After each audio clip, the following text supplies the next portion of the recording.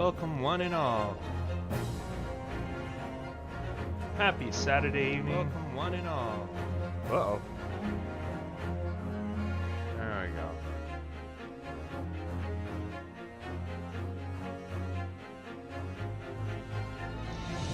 Oh. Sorry, my cat is trying to get at my drink. Stop that.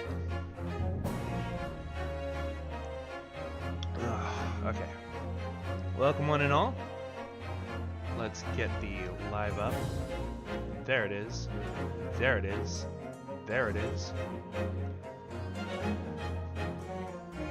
Welcome to a little late night lawyering. Here with old Toph.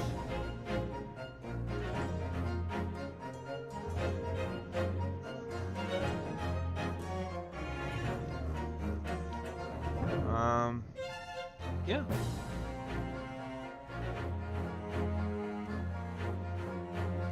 It's been a minute, but we gotta get the new adventure started, right?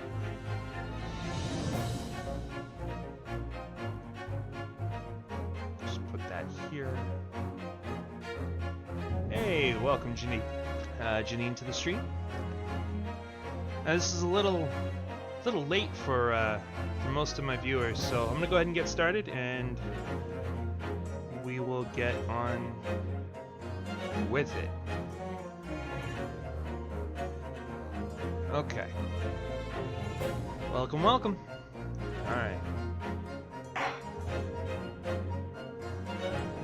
Yeah. The Adventure of the Runaway Room. Interesting. Episode 3. Adventure of the Runaway Room. Glancing over my records of the late last century, I am faced by the events of a certain bitter winter. A murder in a carriage as it sped through dense London fog in the dead of night. Though the victim and the perpetrator were the only ones inside, there were multiple witnesses to the crime itself. However, none could have imagined at the time that such a seemingly obvious case as this would end in such a horrendous manner. My friend, Mr. Herlock Sholmes, once said of the incident, I believe that perhaps that case was indeed the prelude. the beginning of a long concerto that impressive Japanese student and I were to play together.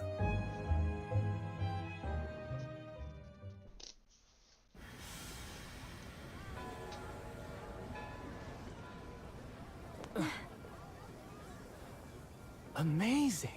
Is this really just a railway station? Railway station or not, I've never seen such an enormous building before. And look at all the steam locomotives. This country is incredible.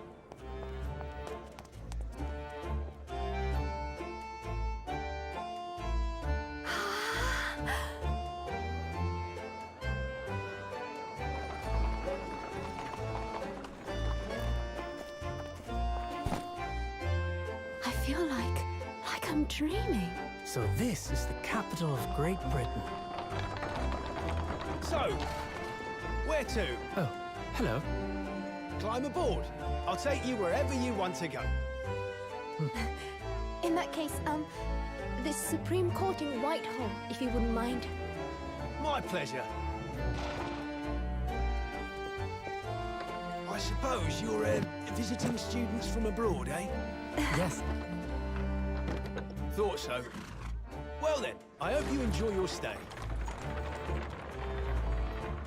And welcome to the centre of the world, Great Britain's mighty capital, London.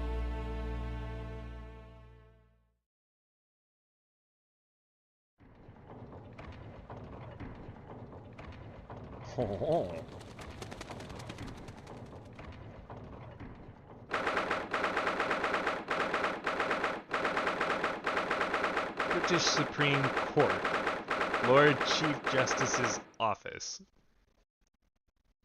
That's a hell of an office.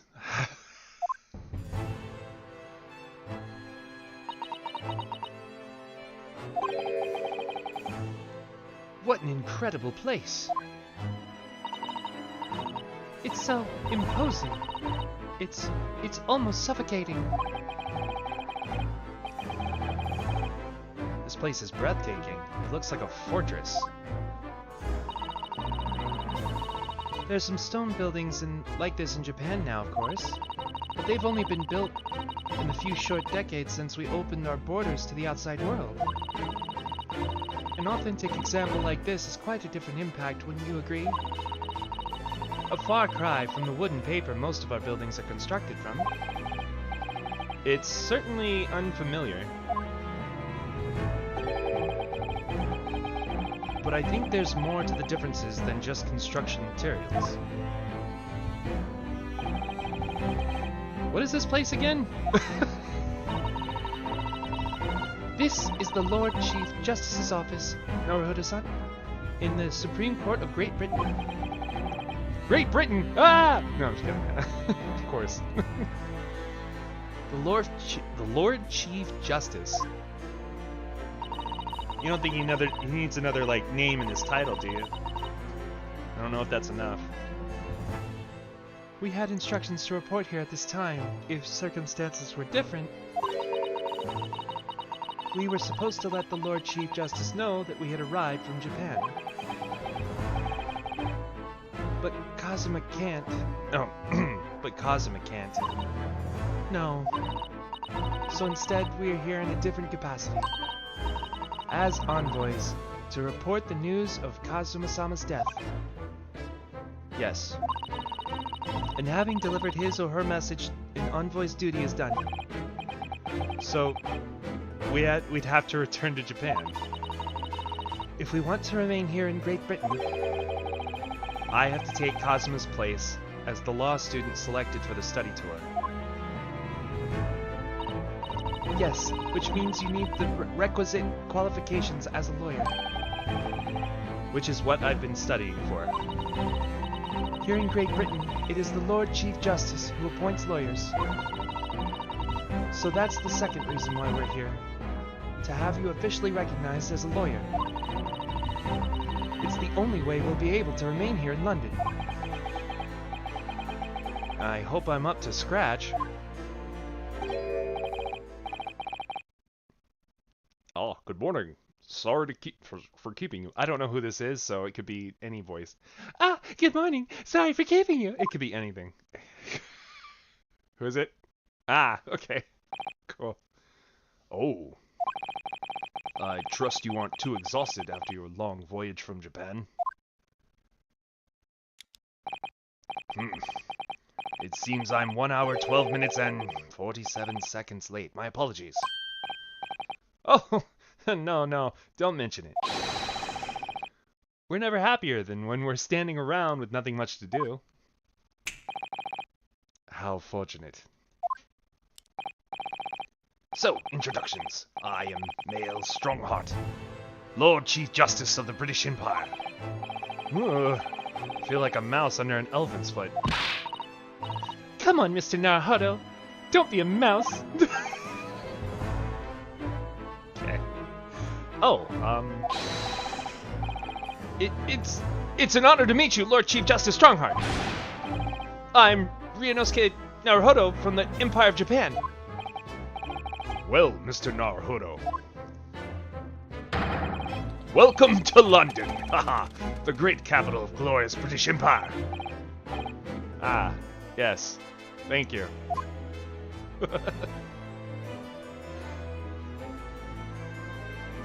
Converse, I guess? I don't know.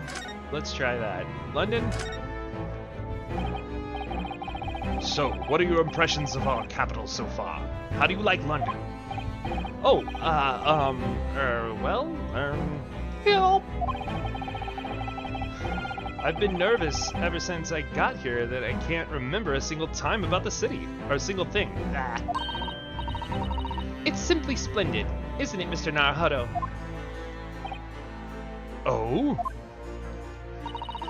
We had a wonderful view of some of London's streets from the carriage on the way here from the station.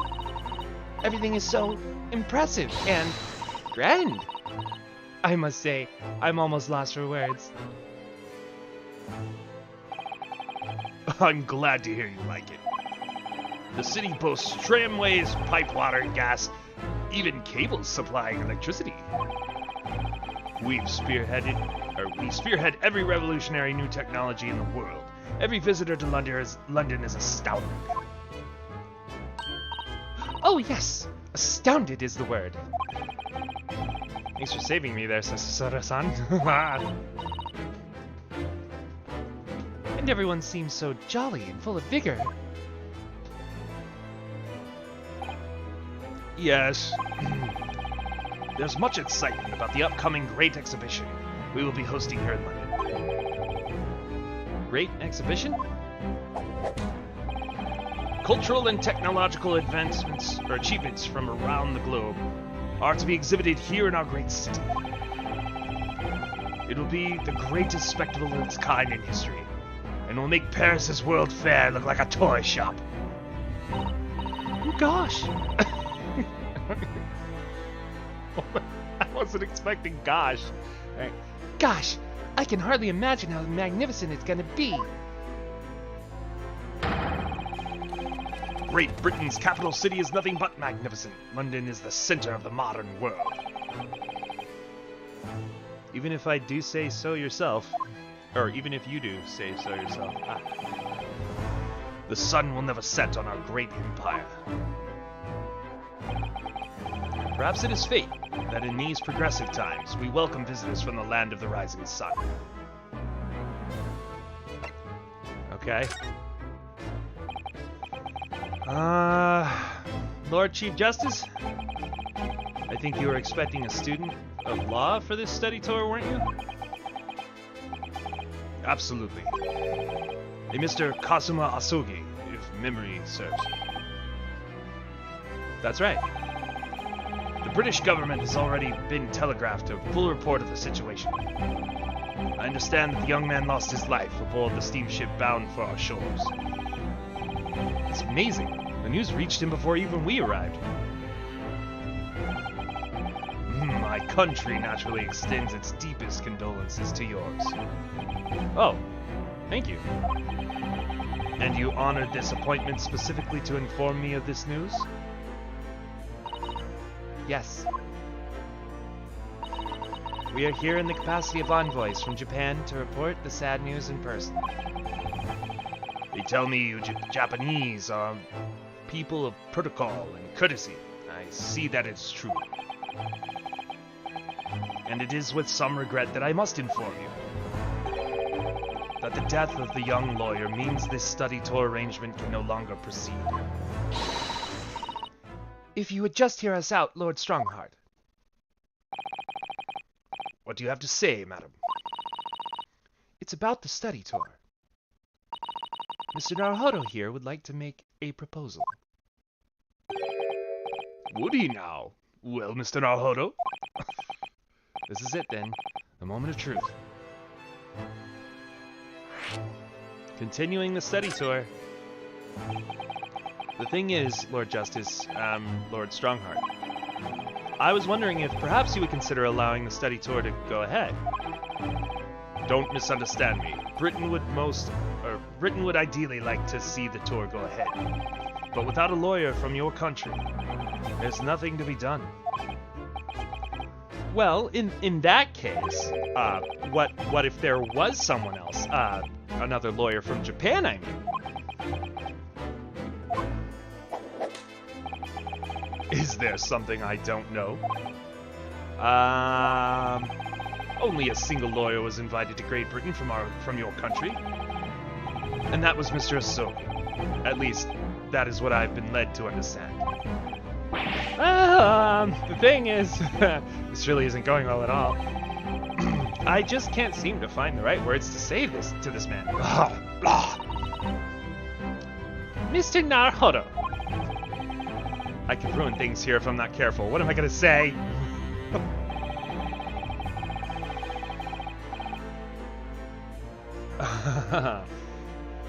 If there is someone else here from Japan who could be described as a lawyer, it's me. It's me. I can do it. Is that so? I mean, I don't actually have any qualifications as such, but, no qualifications, you say? And yet you still claim to be a lawyer? I acted as a lawyer in court before. Only once, as it happens. And I had Kazuma to help me, and I was the accused, but glossing over the details. I've been spending every spare moment on the journey here to Great Britain studying. I've learnt all about the British law and court proceedings while I was on board the SS Bureau. Ah, what the hell? I didn't ask for this. Stop! Go back.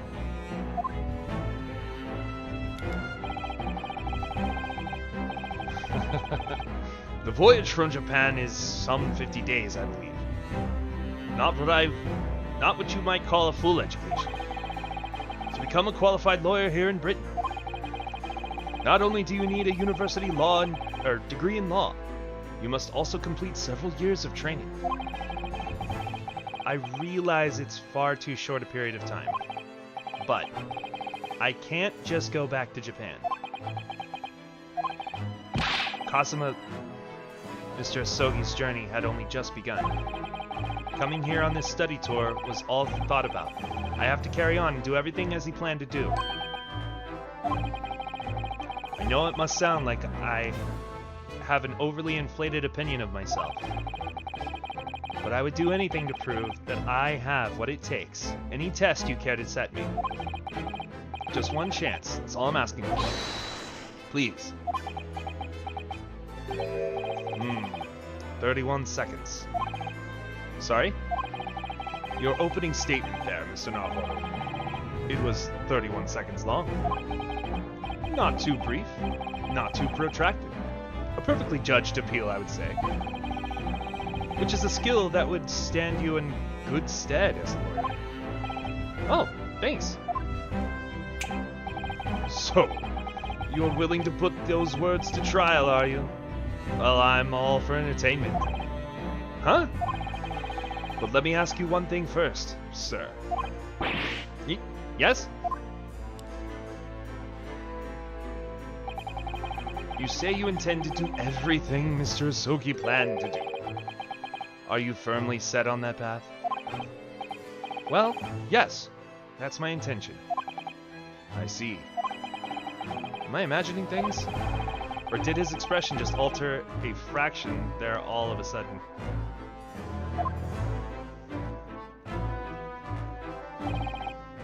Very well. You have your wish. I'll give you a chance. A test to become a specially certified lawyer. Whether you pass or fail is entirely down to you. Really? Oh, goody, goody, goody! So, what form will the test take exactly? Tell me, Mr. Naruhodo. What do you consider the role of a lawyer to be? Well, defending people, of course. Well said. So, let's have you defend someone. Huh? Your timing is perfect, in fact. There's an apt trial about to begin later today. Come on, dude!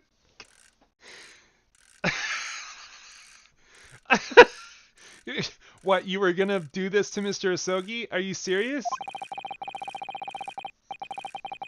No advocate has been appointed for his defense as yet, so this will be welcome news.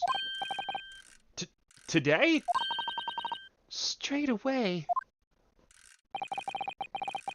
If you manage to secure a verdict of not guilty, you'll have passed my test. What could be simpler? How do I get myself into these situations?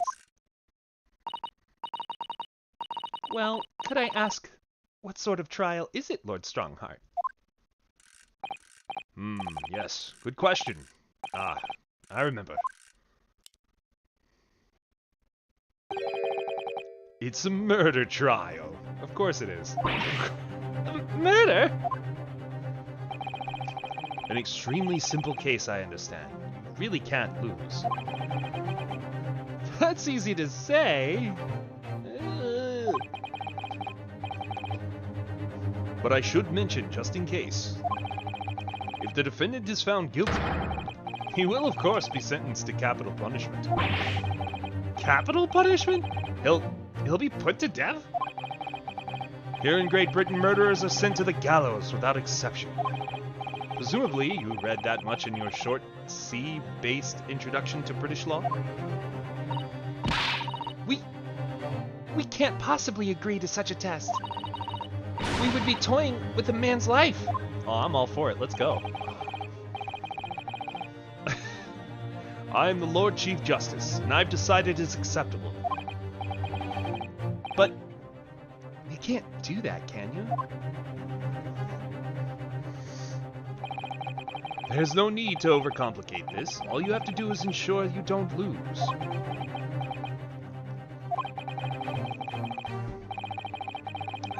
So the defendant may live or die depending on how well I perform in court. If I lose, he'll be hanged. Mr. Naruhodo, you've come to me claiming to be a lawyer. If you want me to take you seriously, you need to prove you're willing to do a lawyer's job. And you say you intend to see through the will to your compatriot, Mr. Asogi? I would like you to understand just how far you're willing to go. I would like to understand how far... just how far you're willing to go in order to make that happen. I don't know why I had trouble with that. He's testing my resolve. What's the matter? You've fallen silent. I'm sorry, but time is pressing. The trial begins shortly. I need an answer from you now. What's it to be? What do I say? Do I agree to this absurd test? I'll do it.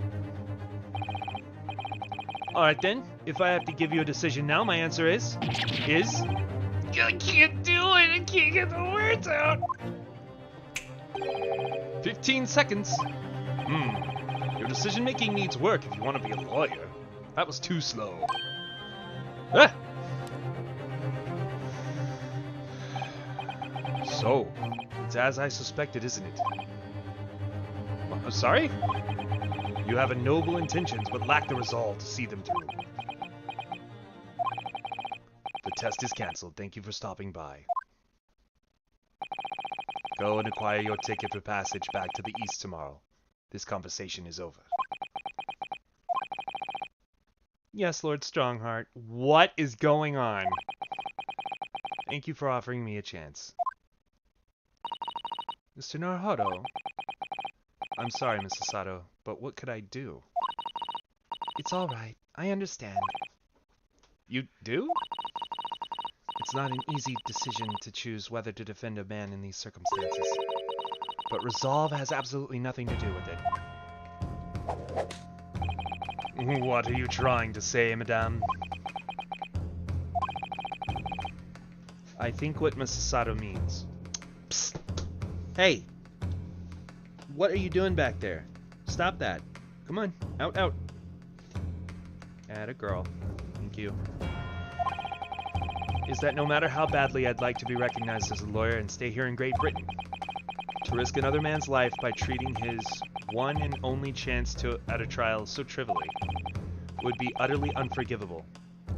And I feel exactly the same way.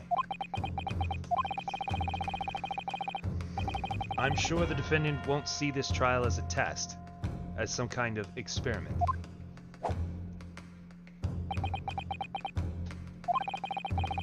A lawyer may fight for his clients in court day after day,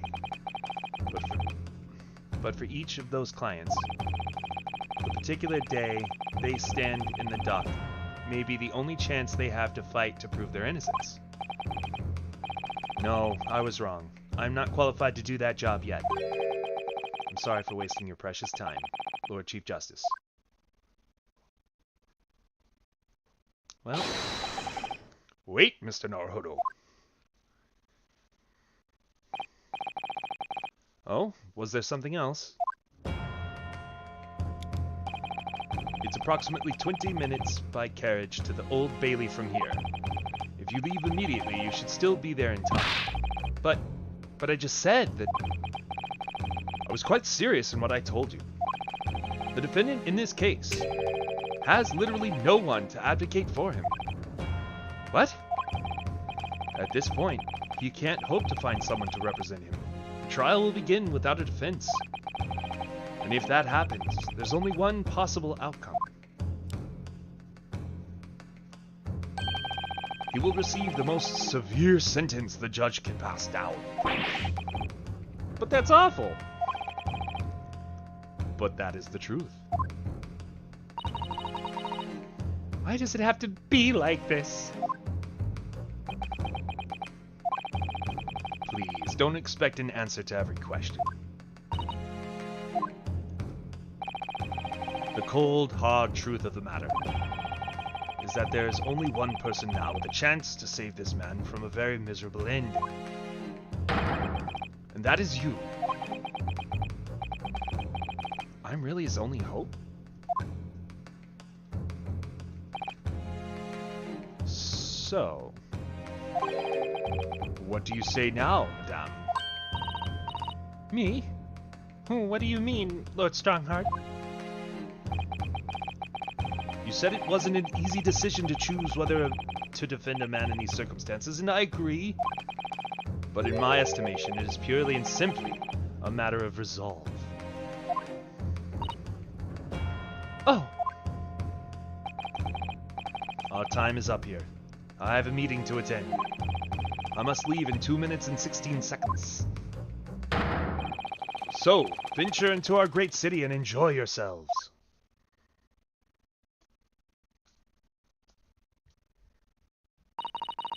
He's gone. The Old Bailey.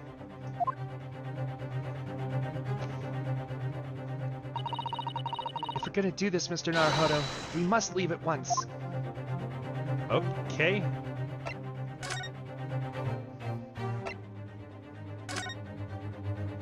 Let's go. 18th February, 9:45 a.m. The Old Bailey. Defendant's antechamber. Oh, thank goodness we're in time. There's still 15 minutes until the trial begins. I never knew a horse-drawn carriage could go so fast. I thought my teeth were going to rattle loose. Did you hear what I said to the driver when we climbed aboard? Get us to our destination in 5 minutes, driver, and there's a guinea in it for you. It's one of my favorite lines from Herlock Sholmes stories, and it worked quite perfectly.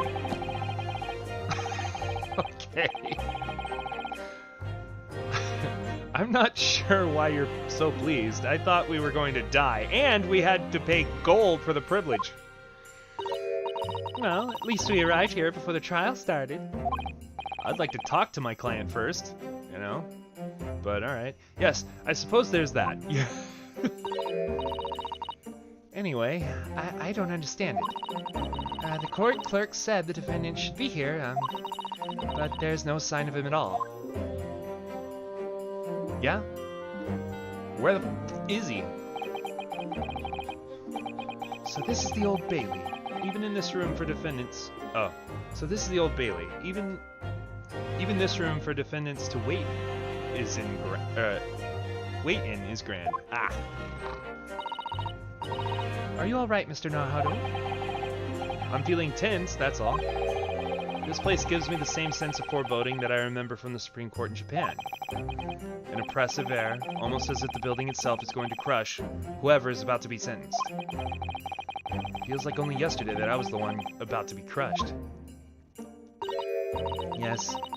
Whoever the man you're to defend is, I imagine he's feeling very alone at this moment.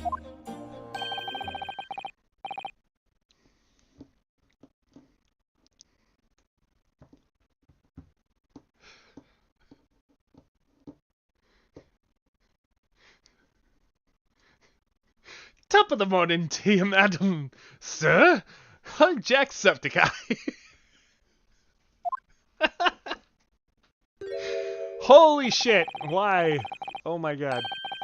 It's the Mad Hatter. Jesus. What are you doing following me here? Things are far desperate, aren't they? Are they? Brr. Sorry? Would you look at those expressionless faces? From the east, are you? We're from Japan, yes?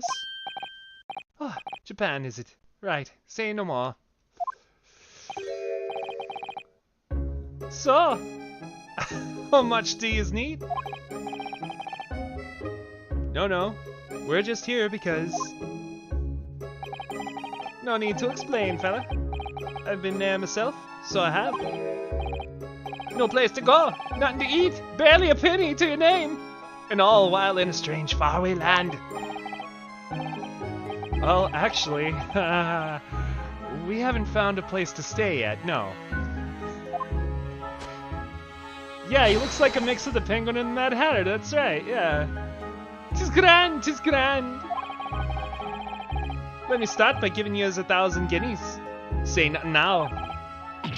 Ha! 1,000 guineas? Please, Mr. Sato, you don't have to shout. But 1,000 guineas is enough to build an entire mansion in the most prestigious area of Tokyo. What? Now who's shouting? 'Tis nothing to me at all. I like to ensure I have sufficient funds to weather a rainy day, you see. I have enough wealth to buy a city of London or 2, 3 times over. Could that much rain even fall in one day? Well, even so, we couldn't possibly accept such a large sum of money. Ah! That hit me in the eye! Don't get me wrong, fella. I'm not giving it to you, no strings attached. I'll be wanting you to do something for me. Something, sorry. Oh? To be honest, 'tis a little embarrassing. The trial that's about to begin, you see, is for me good self here. I'll be in the dock. So he's on trial for murder? Alright. So now, what I want you to do is come along with me and stand there beside me. Officially, you'd be my lawyer, but that's just a little detail now. Oh well, the thing is, don't worry about the thing. All you have to do is stand up there next to me. Nothing more. Otherwise, you see, the trial is going to start without me having any kind of representation at all. So it was true. The Lord Chief Justice wasn't just making it all up. I'm terribly sorry to have to ask, but does that mean you're the defendant in this trial? Blessed in blazes! Do you not know who I am? Me, one of London's biggest names. No, sorry, we've only just arrived in the city, you see. I see. I suppose it isn't altogether impossible. Well, just next to the Hyde Park there in the center of London is another beautiful park. Sorry, a park? What? It's called McGill Park. Full of blossoming flowers in the spring and singing birds and whatnot. I donated it to the city, so I did. An entire park? In central London? A city of smiles. That's my vision for London. There's nothing Magnus McGill wouldn't do it for the city and its queer old people. That's amazing. I mean, really extraordinary. Ah, but now they've got the gall to say I'm no good for nothing criminal. Me, Magnus McGill did. What is the matter with the London police, I ask you? Ha, ha, ha. Alright, don't go pass out now. Mr. Naruhodo. Perhaps now would be a good time to introduce ourselves while the gentleman catches his breath. Good idea.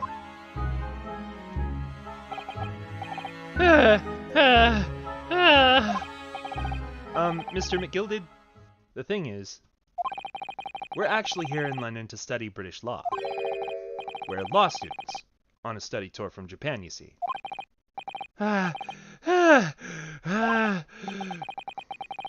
So if you don't have a lawyer for the trial yet, and you'd be happy to put yourself in our hands, we'd do the best. What was I saying after you daft idiot?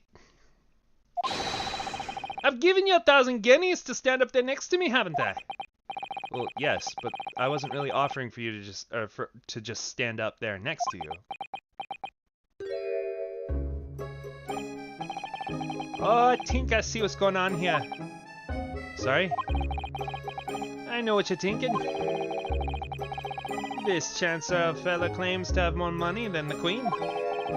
But if that's true, why the blazes can't he hire the finest lawyer in all England? Yeah, that's kind of, that's a good one, actually. Because he did it! That's the only explanation! Well... well... Not at all. Not at all, although it is a little strange, to be honest. Why you don't have a lawyer, I mean. That would be the fault of the Reaper. Sorry, did he just say Reaper? Aye, the Grim Reaper of the Bailey, Lord Barak von Zykes. Zykes? Something like that. He's the prosecutor. Oh god. Okay, alright, so probably German then. Maybe. Possibly. Okay. Here we go. The prosecutor is the Grim Reaper. When Van Zyke stands for the prosecution, they call the accused his sacrificial lambs. And to this day, in every single trial in which he's been the prosecutor, the accused has been damned. What? So it's reached the desperate situation where there's no one willing to stand in defense against the fella at all. You could say he's a living legend of the Old Bailey. Goodness, Lord Barak von Zykes. He must be an exceptionally talented prosecutor then. Talented isn't the word you're looking for, madame. It's cursed. Curse? What on earth? The defendant is summoned, and his counsel. Please make your way into the courtroom. The trial is about to begin. His counsel? That would be me! Yay! Oh, 'tis time! Well then, fella, don't let me down. But I don't know anything about the case. You haven't told me what happened. Until you showed your face here. I'd made up me mind, so I had. Sorry? I decided I'd have to defend myself here in there. How would that have worked? But then you made an appearance. Student of law, wouldn't you know? 'Tis no accident, I can assure you of that. 'Tis fate. So don't get cold feet now, please. That's fair. I literally know nothing about the case, or about this man who stands accused. The charge! Make known the charge! In fact, the only thing I do know is that I can't just turn my back on him.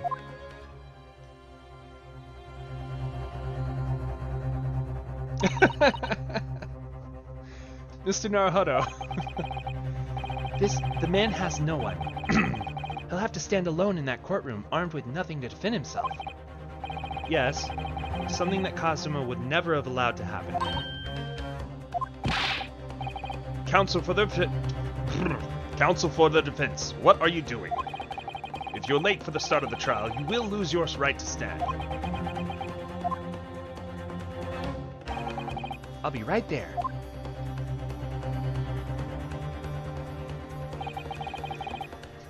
It's happening then. My first trial in British court. I hope you're watching over me, Cosima. Because I have no idea how I'm going to manage this.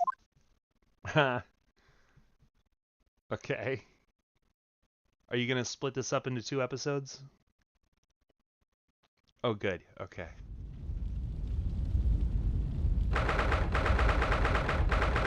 I don't see why the fire is necessary, but it looks good, so I ain't gonna knock it too much. 18th February, 10 a.m., the Old Bailey courtroom.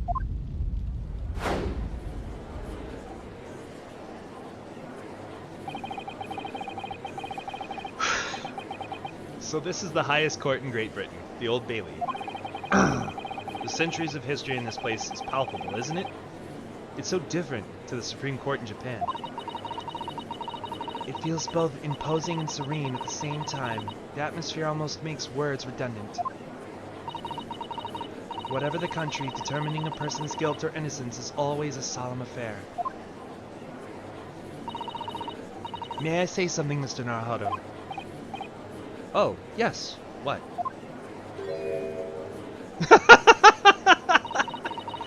Your eyes look ready to pop out of your head again. I know, but I just can't help it. Oh, a vampire. Oh, good. Oh, Santa Claus! Yay! What the hell's going on? In the name of Her Majesty the Queen, I hereby declare this court to be in session. What is this? We are here today to determine the guilt or innocence of Mr. Magnus McGildy. I now call upon the counsels for the prosecution and defense to declare their willingness to proceed. The prosecution is fully prepared. That must be the Reaper of the Bailey. I don't know, apparently. He really does look fully prepared to dispatch his next poor victim to the underworld. Jesus. Counsel for the defense. You appear to be Eastern. Do you speak English? Huh? Oh, yes, of course. Sorry. He learned English very, very quickly. Because I remember he needed a translator before, but now he speaks. So that's pretty cool. That's impressive. Honestly, that and law at the same time.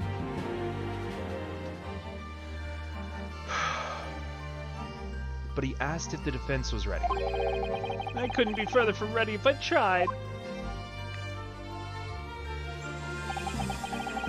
Those eyes please me.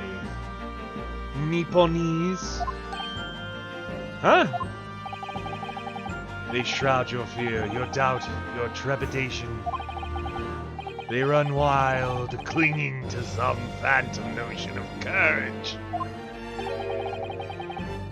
The quintessential look of the sacrificial lamb. Ugh. Cold shiver just run down my spine all the way to the tips of my toes. You and me both. Now, Mr. McGildy. Yes, my lord. You stand accused of murder, a capital offense. You could be sent to the gallows if found guilty. Are you quite sure you wish to entrust your defense to this foreigner? As I've always said, my lord, 'tis a grand thing to give it opportunities to the young. Even if the fella is a student from some little island off the Far East. Is it not the British way to ignore the dangers of yourself and give those less fortunate a fair chance? I'd like to think the acts of chivalry do the great British Empire proud. Listen to Mr. McGildy. What a fine gentleman London has. Did you hear that he donated £5,000 to the government the other day? Mother, please may we go to the Gilded Park? It seems as though everyone in the public gallery is firmly behind Mr. McGildy. That's definitely welcome news. He certainly has a way with words. I'm surprised he couldn't convince anyone to defend him. Eloquently put, Mr. McGillen, and most laudable sentiments. Now, ladies and gentlemen of the jury, I'm sure I need hardly to remind you that you 6 members of the public have been selected for your impartiality. Are you ready to Are you ready to proceed? What kind of characters are these? Oh my god, look at these guys. Alright, so from left to right, I guess, we got, oh man. I don't even know what to call you. We got tons of fun. We have the bored maid, right? We got Mr. Cutthroat. I don't know exactly. We'll call him the Ripper. Then we have Stern Librarian. Next is the train conductor with looks like oh, he's got alcohol. We'll call him the drunk train conductor. There we go. And then we have we got Granny on the right. So this will be fun. Yes, my lord. If the task is to send rotters to the gallows where they belong, I'm more than ready. At the manor, his lordship always says we should dispose of rubbish properly. Naturally, I agree. Ha! Any criminals here will soon be wishing they never set eyes on me.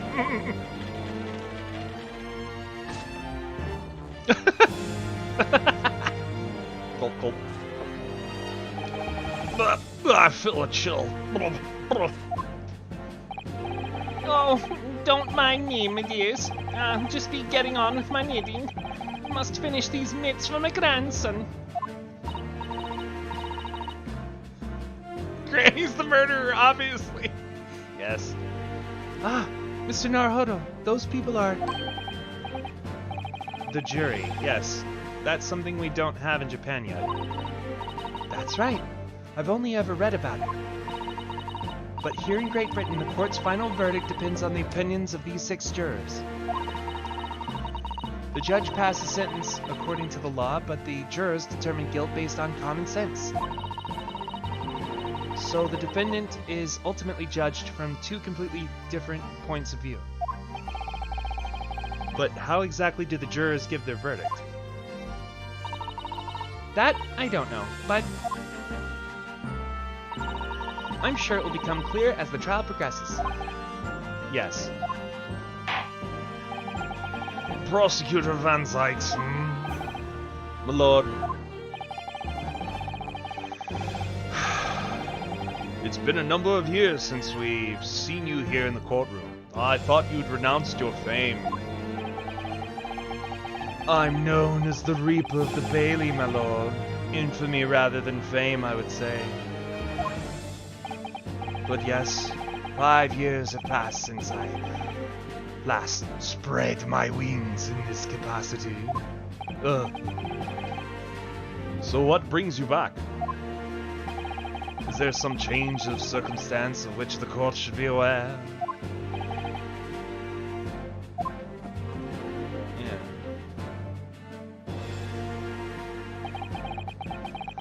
I leave that to your imagination, my lord. So the Reaper has been out of action for 5 years. Why did he have to choose today of all days to make a comeback? Don't lose heart, Mr. Naruhodo. As you wish, sir. The court nevertheless welcomes your return. Now then, opening statements, I think. A summary of the case, if you please. Certainly, my lord. As your lordship is aware, this case is overwhelmingly simplistic. This is a case of overwhelming simplicity.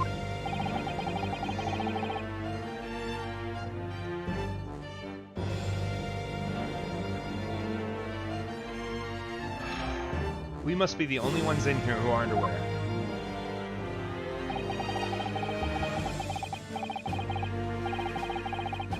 The incident took place in the late evening. 3 days passed. The hour was some minutes after 10. The victim was a maker of building bricks known in the community as Thrice-Fired Mason. Sorry? Thrice? He was a very accomplished craftsman. The bricks he fired were said to be almost indestructible. I see. The victim's corpse. Jesus. Sorry, there's some floating fur around. Would you stop tossing and turning over there, please? Thank you. Okay. The victim's corpse was discovered in an omnibus in service in the streets of London at the time. A dagger that had been thrust into the victim's abdomen is believed to be the ultimate cause of death. I was there. I was the Grim Reaper. I took his soul after his life was claimed. I'm just kidding. Alright, Van Zyke says, here's the autopsy report from the investigating medical officer at Scotland Yard. Thank you, Counsel. I shall accept that and the photograph as evidence. The autopsy report has been entered into the court record. Sweet. Photograph of the crime scene has been entered into the court record. And one further item of evidence. The prosecution wishes to submit those as well.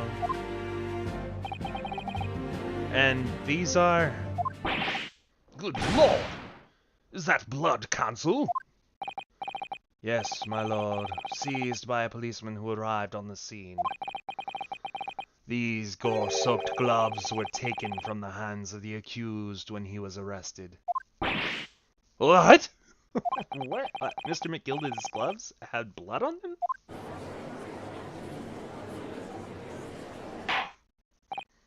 Yes, I will accept these as evidence as well. The leather gloves the defendant was wearing at the time of the incident, there's a blood stain on the right glove. Okay. So we got some splainings to do. Gotcha. How did I get into this? I'm backed into a corner before I've even started. It's like if you talked to your client before. All right, it doesn't matter. Continuing. According to the driver of the omnibus, there were only 2 passengers traveling inside his vehicle at the time. Only 2? Obviously, one of the passengers was the deceased brickmaker, Mr. Mason. The other was the accused, Magnus McGilded. Well, rather damning circumstances to say the least. Defendant, what say you? Well, of course, I have no recollection of such a thing. Mr. McGilded! To be sure, I rode the omnibus that evening. But whenever I'm in a carriage, I'm taken with a fierce tiredness, and I always succumb to it.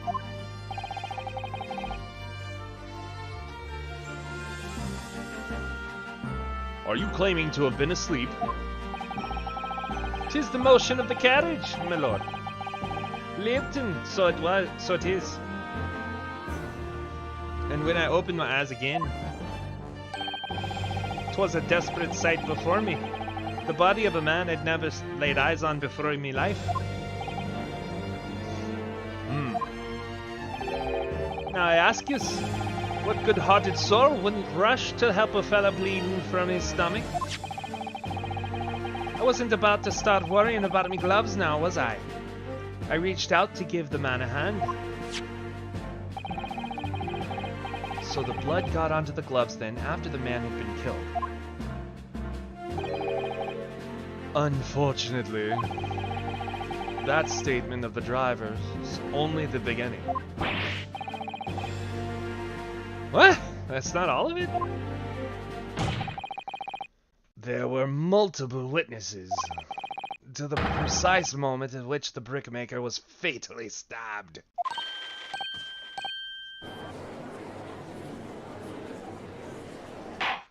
The librarian's writing a novel over there. Order! Order! Order! Okay. Thank you, Santa Judge. Appreciate that. When the killing took place, only the victim and the accused were inside the carriage. And there were witnesses to the crime. This is not just a case of compelling evidence. It's the nail in the coffin for the accused. I gotta get out of accents. Like, I gotta switch between them better. There was a little bit of Irish there, and I didn't mean to. Okay.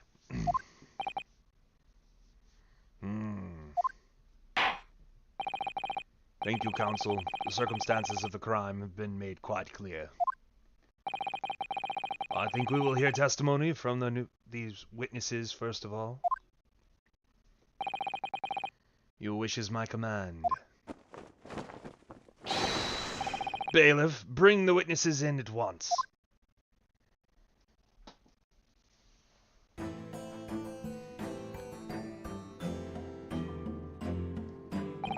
Oh, these are some characters, aren't they?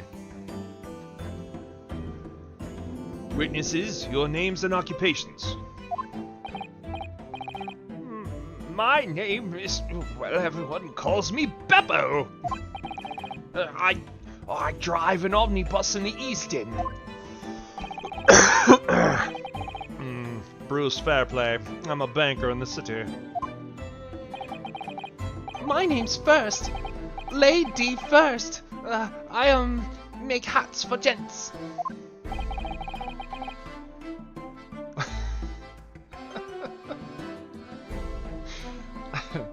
I'm sorry. These are characters, man. Alright.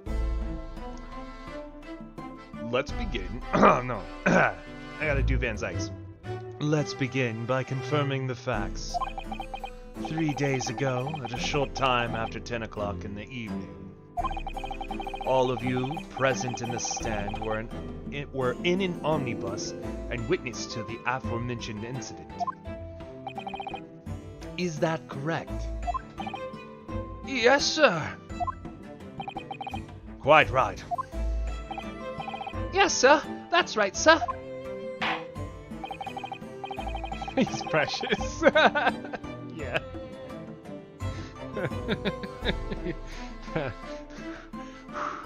I'm sorry. He cracks me up. I'm sorry. Alright. Very well then. Let's proceed to your formal testimonies, please. Each of you will tell the court precisely what you saw. Witness testimony. What the witness saw. It was the last bus of the evening, so I had few customers. I remember it well. The victim and the man accused of killing him were sat next to each other inside the bus. Then, out of the blue, the accused just reached over and plunged a knife right into his guts. That's right. He stabbed him. I screamed, I did. Couldn't help it. As soon as I heard the scream, I stopped my bus, and then I saw it too.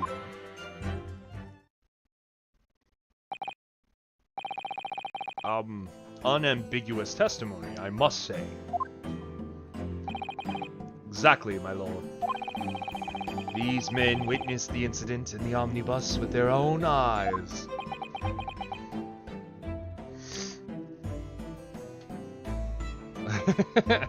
I don't think he's a very good hat maker. He might be amateur, not professional at this point. Maybe he's an apprentice, right? Isn't that how hat makers work like that, right? They work with chemicals and everything, and they have masters and apprentices, right? I think. As far as like in these times, I suppose. I don't know. I'd like to ask a question, if I may. It's been crushed. That might. Oh, that might be a clue. I'll look out for that. Okay. Yes, counsel. Well, this testimony Makes absolutely no sense to me whatsoever. Why not? Well, The incident took place inside a moving carriage, didn't it? It has been clearly stated from the outset, yes? Well, in that case, how could those two witnesses possibly have seen what happened? There's no way they could have seen the inside of the moving carriage.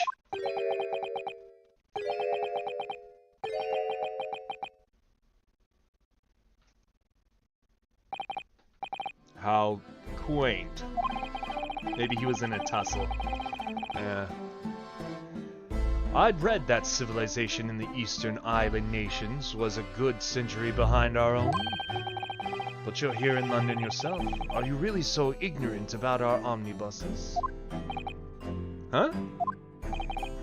Tell me, my Nipponese friend. Have you even traveled in an omnibus?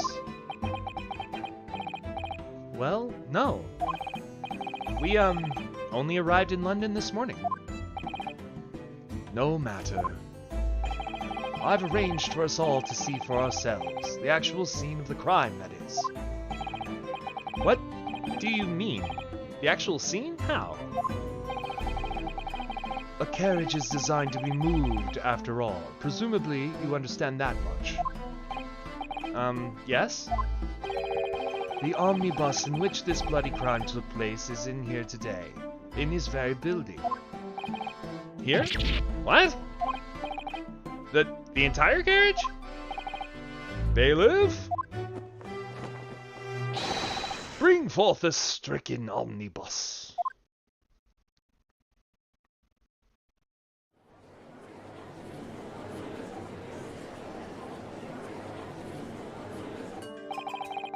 So that's an omnibus. The omnibus. I can't believe they could bring something so enormous in here. Great Britain's courtrooms are amazing. As you can see, the omnibus is pulled by 2 horses and can carry up to 8 passengers.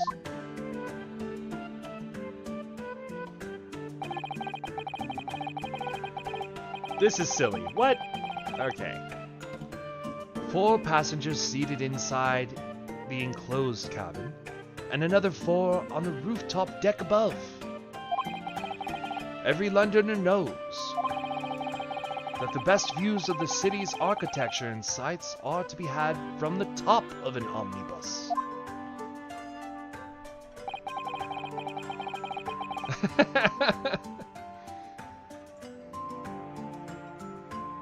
Possibly. And I should point out to our foreign guests that there is a skylight in the roof allowing a view of the interior from the seats above. Ah, a skylight. Oh! The penny drops at last, I see. Yo, what's going on, yellow dude? What's up? How you been, man? It's good to see you. These 2 gentlemen were occupying the rooftop seats on the omnibus when the murder took place. That is how they came to witness the grim incident. Through the skylight. Ugh, that makes perfect sense. Well, Consul, This is a first. Ho, ho, ho. In all my years behind the bench, I've never experienced the crime scene itself being brought into the courtroom. He's bald! That's a toupee! That's hilarious. Even more evidence of Santa. He is Santa Claus. I'm not changing my mind about this. There are a number of important clues remaining inside the carriage, my lord. Good. I would like to submit the omnibus as evidence itself. That is the prosecution's wish. Yeah. Very well. I see no reason why not. This omnibus is hereby formally accepted as evidence. The omnibus has been entered into the court record. 8-seater omnibus that was the scene of the crime. There were passengers both inside the carriage and on the roof deck that night. I can't believe it. The entire crime scene entered as evidence? Great Britain is simply extraordinary.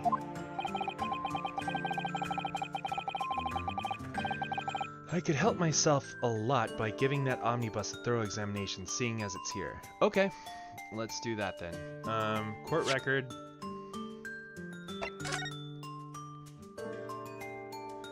Alright. So...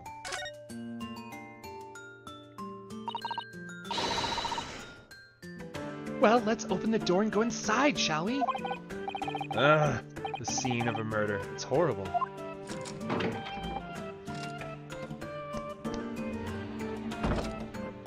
Started watching Ben 10 Omniverse again. You already feel like a child again? Oh, that's cool. It's bringing you back. Yeah. Oh, I love those kinds of deals. That's cool, man. I haven't seen Ben 10. Do you, what? Okay, this is something I like to ask about shows I don't regularly watch or didn't watch as a child. What was it about it that you liked, like, a lot? What was the idea or premise or something just that interested you? All right. Okay, there's blood right here.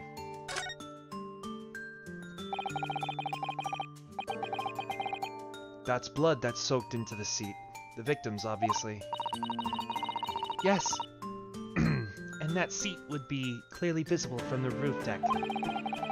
Would you really stab someone in full view of the other passengers like that, I wonder? Well, it was after dark, and there was a lamp on in there, so perhaps the culprit couldn't see anything outside through the skylight. Whichever way you look at it, it doesn't seem like it was a planned attack. Okay.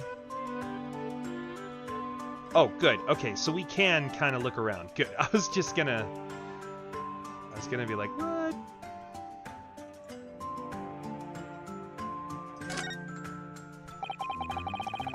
It's quite a large skylight, isn't it? Yes, quite a large enough to afford a good view into the cabin from the roof deck. And there doesn't appear to be a handle or catch of any description. So I suppose it can't be opened from inside the cabin, at least.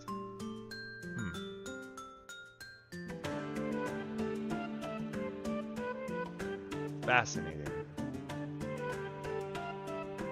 This is kind of cool.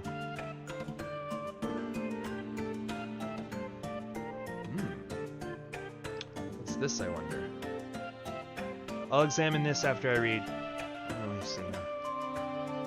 Just liked it in general. Popular with the kids back in the day. In your country. Oh, that's cool. Okay.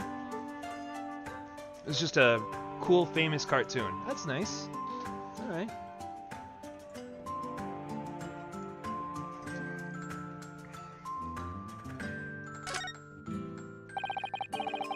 This seat has a handle, it seems. Ooh. Well now, what's all this? This looks like all sorts of equipment that might be needed to keep the omnibus running. Feeding tubes, tools to repair wheels, blankets, horseshoes, horseshoeing tools. Oh, okay.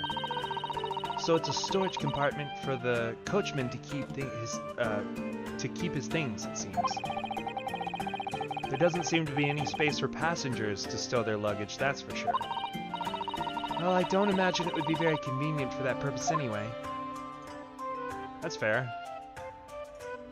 Is it just going to be the same if I... Okay. Cool.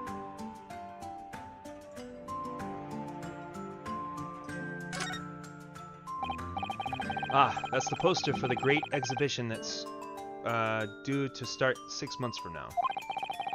There's a lot of focus being drawn to the Crystal Tower, the centerpiece of the whole exposition. Ooh, the Crystal Tower. It's under construction already, I believe. Perhaps all over London, people all over London must be fizzing with excitement at the prospect of such a grand event. Can't speak today. Rules and regs? Ah, that's the poster for the great exhibition that's due... wait, hold on. Well, wait, there's a notice though. Alright.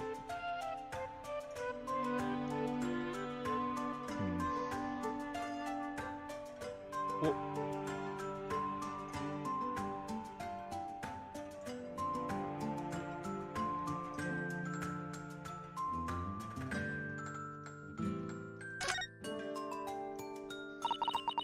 have you seen enough? Let's step back outside then. No, I was just examining things. Okay. Oh well, that doesn't matter, I guess. Phoenix Wright Omnibus? Come on. I can't find anything out of place. That's funny.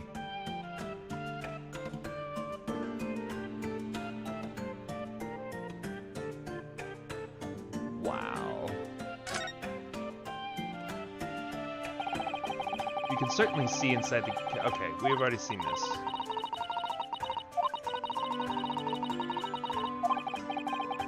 That's not good for us. Okay.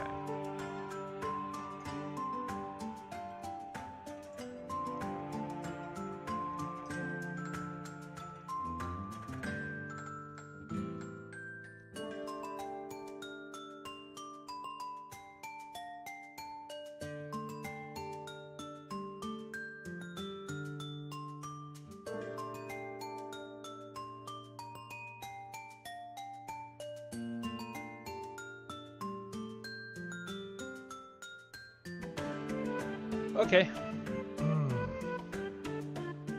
Alright. That's fine.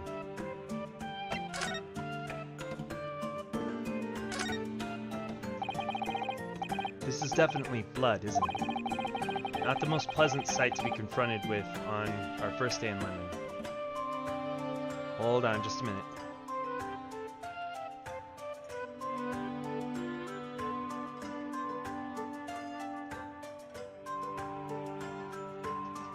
Oh yeah, Chapter 3 is releasing soon. I saw that. They added eye adaptation and real-time global illumination to Phasmophobia. Get out of town. Wow. I'm gonna have to check that out then. Eye adaptation and real-time global illumination. Fascinating. Okay. Not the most pleasant sight to be confronted with on our first day in London. Well, nothing will come of grumbling now. No. By the way, is Mr. McGilded right-handed? Yes, I believe so. He was toying with a coin in his right hand a little earlier. Ha! Pity. If only I'd been left-handed. I think blood on either glove would be fairly incriminating, really. Yeah?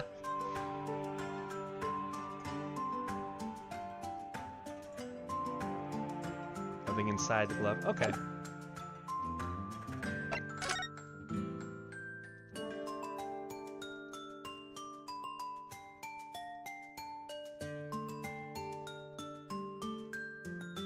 Is there anything else about this?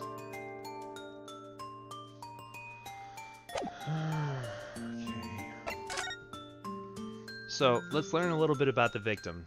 Name was Thrice Fired Mason. Age was 54. Occupation brickmaker. Time and cause of death, February 15th, 10 p.m. to 11 p.m. So approximately, okay. Stabbed once in the abdomen with a knife while journeying in an omnibus. Died due to internal hemorrhaging resulting from the trauma. Really hope they'll add AMD's FSR3 frame generation to Phasmophobia. Hopefully they do. You could mention that in their Discord. Actually, that's a good way to get your opinions out to the devs. I've spoken like with Ducky before, for instance, for the you remember My Friendly Neighborhood demo, the speedrun I did. I submitted that there and I got some attention. That was kind of cool. But yeah, it's a good way to let them know what's going on and what to add or what to think about next. Or why they can't. Okay. Alright. He's got awfully fancy looking hat. He does, indeed. Although Phasmophobia does have AMD's upscaling now. Oh, so it might have already been kind of like done, which would be cool. Might have been. Not saying did, but might have been. Ooh, that's interesting.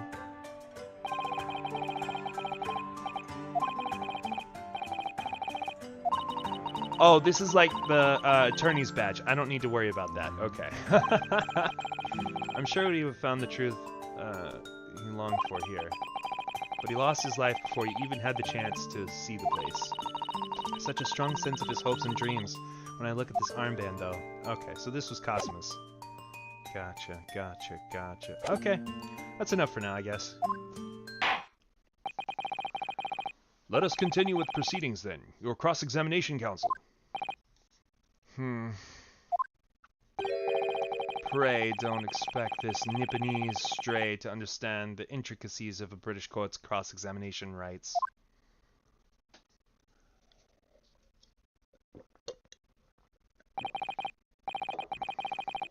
Alright, my first cross-examination in a British court. Ha! Focus, Ryunosuke. Focus. I forgot how to pronounce his name. Oh my god. Cross-examination. What the witnesses saw. It was the last bus of the evening, so I had a few customers. I remember it well. The victim and the man accused of killing him were sat next to each other inside the bus. Then, out of the blue, the accused just reached over and plunged the knife right into his guts. I'd like to press you on that, please. How do we press? Q. Hold it! You actually saw the exact moment it happened.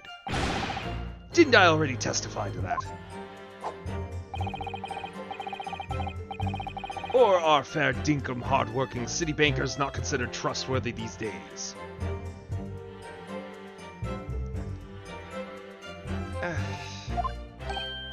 Oh, no. I didn't mean that. This is no good. I've really got to back up. I've really got... Perhaps you could just tell us what you saw? My lord? Juror number 3, what's the meaning of this? My mind is made up, my lord. Completely and utterly made up. Made up about what? I don't like the stinking rich, never have. They're always up to something or other that they shouldn't be. Every one of them. And that little leprechaun of a man is no exception. Well, he can't fool me. Oh, is that how that works? I see. There's no point in wasting time listening to any more of this. That's my opinion on the matter anyway.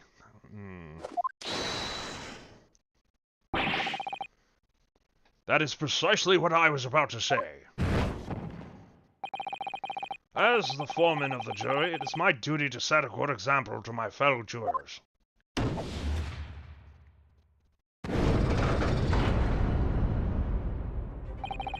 What the?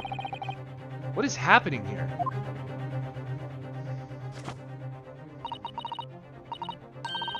In the Henry Stickmin collection that is dedicated to Ace Attorney? What? That's awesome. Let me see. Ah, yes. It seems that's how the members of the jury give their verdicts. With fire? Apparently, yes. White for innocent and black for guilty. As the 6 members of the jury make up their minds about this case, one by one, they each cast a ball of fire into the great scales of justice, as we saw a moment ago.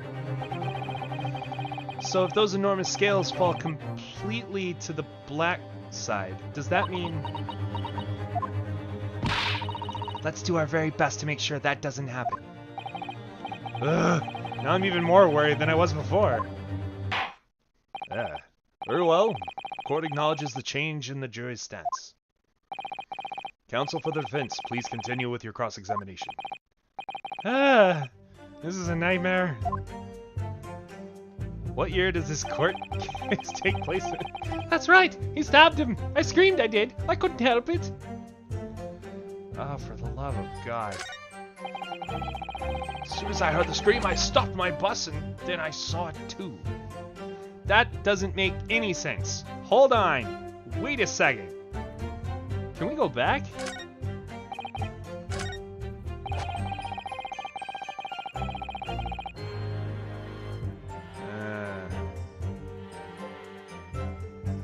You wouldn't have noticed any of that. Okay.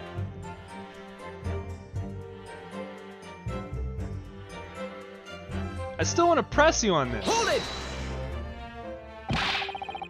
You actually saw the moment it happened. Didn't I already testify to that? Well, fair, dinkum, hard-working city bankers not considered trustworthy these days. No, didn't mean that. This is no good. I really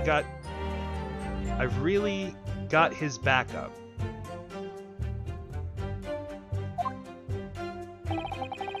Perhaps you could just tell us what you saw in a little more detail, if you don't mind. Why don't you ask the young man next to me? Oh, me? Oh, well, yes. That's right, he stabbed him. I screamed, I did. I couldn't help it. Hold it! Let me ask you then. He stabbed him, you say, and you were sitting up on the roof deck, were you? Yes, that's right, sir. I was up on the roof seats. I remember seeing the little gent sitting next to the fella that was stabbed. I'd been thinking about a new hat design, you see, so I was just gazing absent-mindedly around. That seems wrong. But then, I happened to look down through the skylight. It was sickening, right? Or it was sticking right out from his belly. That huge great knife. A grim sight indeed. That didn't help me at all. No, not impressed. No, not the police. No, not impressed. No. Jury look even more convinced by my client that he did it than they were before. That appears to have made everyone even more dubious that Mr. Gilda is telling the truth. If only we had some evidence to counter their suspicions. Mr. First. Oh, yes! Yes, sir! Is this the knife you saw? Oh, good grief! Yes, that's it. The very one, sir. Is that? Yes, Counsel. This is the blade that was driven into the victim's belly, like a stake through the heart. I should know, I'm a vampire. I've seen many of my kin die. It's such a monstrous weapon. Kitty cat, what are you doing? Are you just being kitty? You just being a kitty? You don't even know. She doesn't even have a little thought in her head. That is a blade. That is a blade of a considerable size, Counsel. It is, and furthermore, the scabbard is emblazoned prominently with a certain initial. The letter M, which seems oddly familiar. Please, no. An M for Magnus, perhaps? Or McGilded, possibly. Take your pick. I'm not sure what,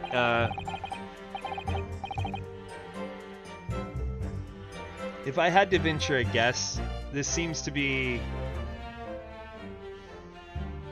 I mean...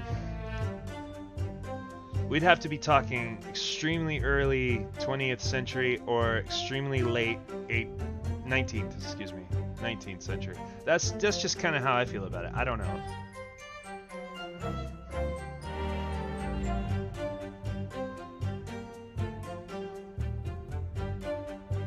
Somewhere between there and there. It seems this particular big name in London made a magnificent mistake. Objection! Slap! But there are M's everywhere. Like, yes, like in Mason. Objection! This blade is far too extravagant for a poor brickmaker to have owned. No, this weapon of murder was most certainly belongs to the accused. Not conclusive, but certainly compelling, counsel. The murder weapon has been entered into the court record.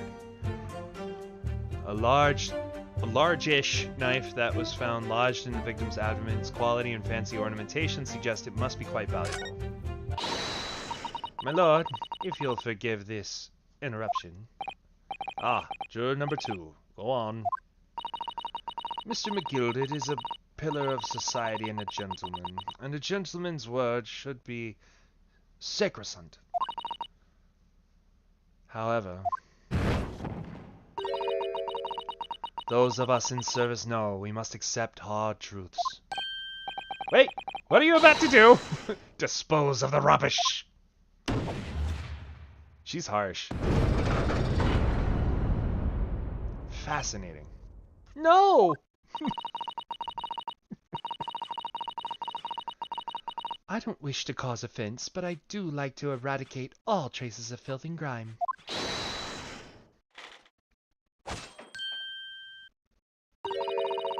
I have painstakingly typed every word uttered here today and cross-referenced all the facts. As such, I am in now a position to draw the only logical conclusion.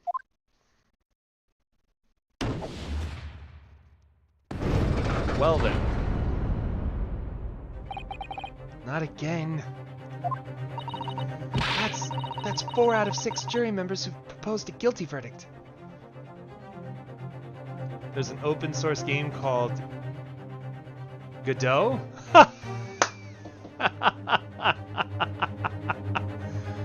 That coffee drinking fool. I love it. Kitty, what are you doing? She's like distracting me over here. No wonder I'm losing the case. That's 4 out of the 6 jury members who've proposed a guilty verdict. There are only 2 left.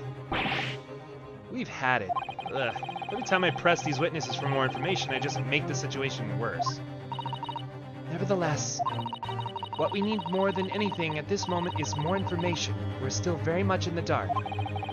I suppose I'll just have to keep pressing the witnesses, knowing that more sparks may well fly. We mustn't give up hope that we'll uncover something that will give us a way to fight back. But... Alright, I'll keep trying. I can't give up. I just need to keep calm and listen to the witnesses' statements again. No, I understood game engine. That's amazing. Called Godot? That's incredible. I understood engine, I just didn't read out engine. I read it though, I apologize. As soon as I heard the scream, I stopped my bus, and then I shot too. Hold it! When exactly did you... What exactly did you see? Oh, well, sir, that would be the passenger, sir. Yes, collapsed on the floor he was. And by the passenger, obviously you are referring to the victim, Mr. Mason, the brickmaker.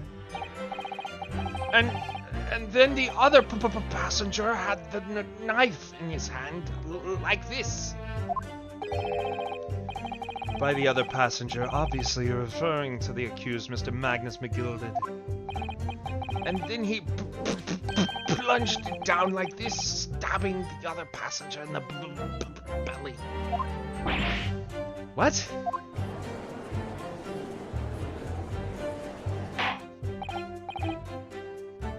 Order! Order! It's hard to believe. One of London's greatest philanthropists. It's hard to believe of one of London's greatest philanthropists, but this is damning indeed. The law knows no philanthropists, my lord. Only the innocent and the guilty.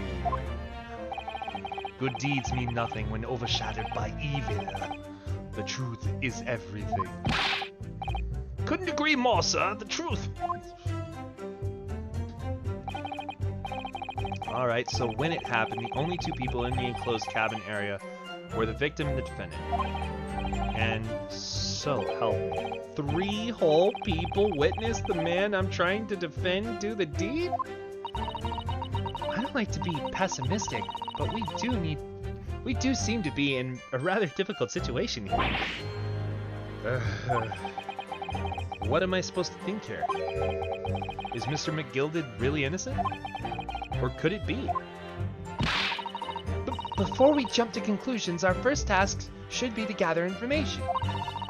We need to understand the case much better than we do at the moment.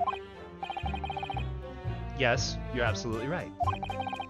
Let's listen to those witness statements again, a little more carefully this time. It was the last bus of the evening, so I had few customers. I remember it well.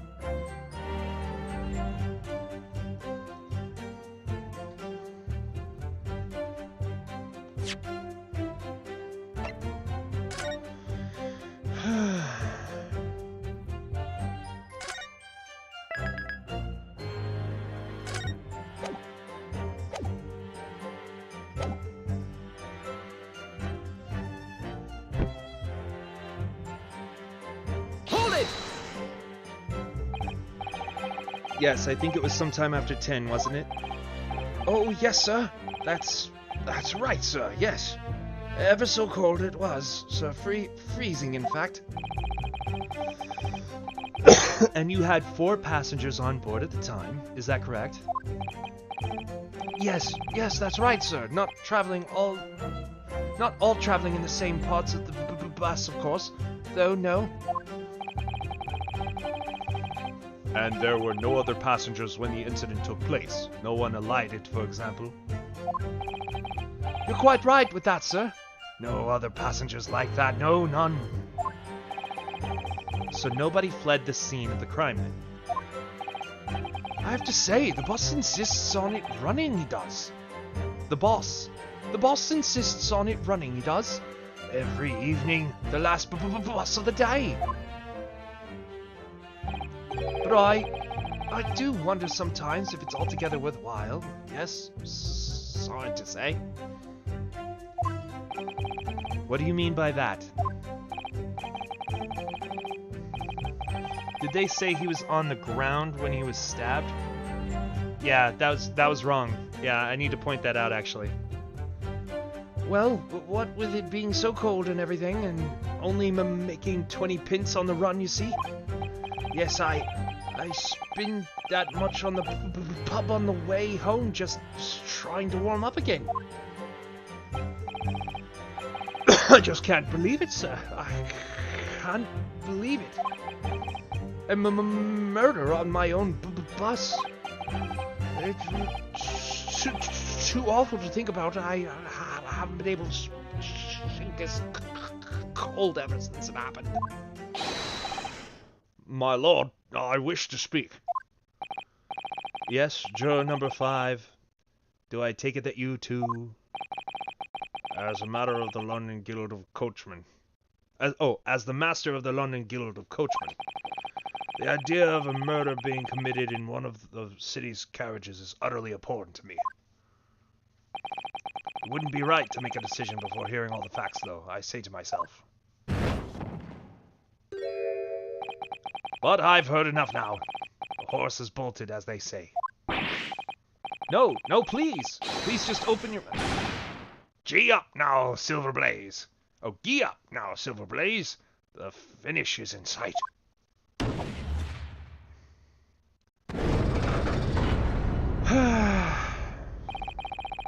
Beppo is a long-standing member of the guild, and I trust what the man says. Oh, thank you, sir. You're too kind, sir. This is too unkind, sir. Which now means that 5 jurors agree to condemn this man.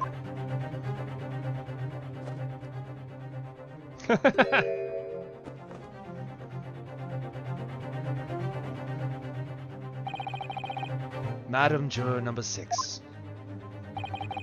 Yes, dear? What can I do for you? You have heard the testimonies of the witnesses in this stand. Oh, yes. I certainly have. Still got my hearing, you know.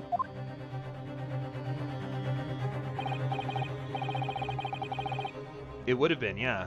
That's also another angle on this. Then pray tell, why are you yet to pronounce your leaning, excuse me? Well, dear, the thing is, I'm a creature of habit, me. I always go to the park at around this time of day and sit on a nice bench and get on with my knitting. There's a lovely little park just near where I live. The Gilded Park, it's called. The gentleman donated it to the city, you know. To put a smile on London's face, he said. Can't imagine such a fine young gentleman would have it in him to take another man's life. He is always doing wonderful things for the city. That's right, a man like that wouldn't stab someone, surely. Mother, may we go to McGilded Public Library later and borrow some more books? How many Londoners live with their heads in the clouds? Do you people not know? What kind of man Magnus McGilded really is? Excuse me. What kind of man is he? The philanthropist Magnus McGilded has enough wealth to purchase the entire city he claims to value so highly. But where did all that wealth come from? Your client is a Shylock, sir. And one with the very darkest of souls. What? Stone the crows! McGilded lends money to extraordinary rates of interest, so his victims have no hope of repaying him. Extortionate. Okay. McGilded lends money at extortionate rates of interest, so his victims have no hope of repaying him. When they default, he takes possession of everything they own. He's a vulture that preys on the weak. I've never heard any mention of that before. Your faculties haven't deserted you, I'm sure, madam. So has this thought not crossed your mind? Would a man wealthy enough to buy London in its entirety not have a carriage of his own? What possible reason could this man have had to make use of a public omnibus service? You're not saying that The victim, a poor brickmaker, had next to nothing to his name, save considerable financial liability. It will come as no surprise that his creditor was the accused Magnus McGilded. But let it also be known, the very day Mr. Mason was killed was the final repayment date for his debts. Good gracious! The brickmaker was destitute. He had lost his house. He had not a shilling which to repay his debts. And in the end, this pitiful soul had the very last thing he owned taken from him, his life. By the merciless philanthropist pretender, Magnus McGilded. I don't believe it. Hold it! If I might add something briefly. Mr. Soto? You claim that the victim had been lent money by Mr. McGilded. But where's the evidence to support your claim?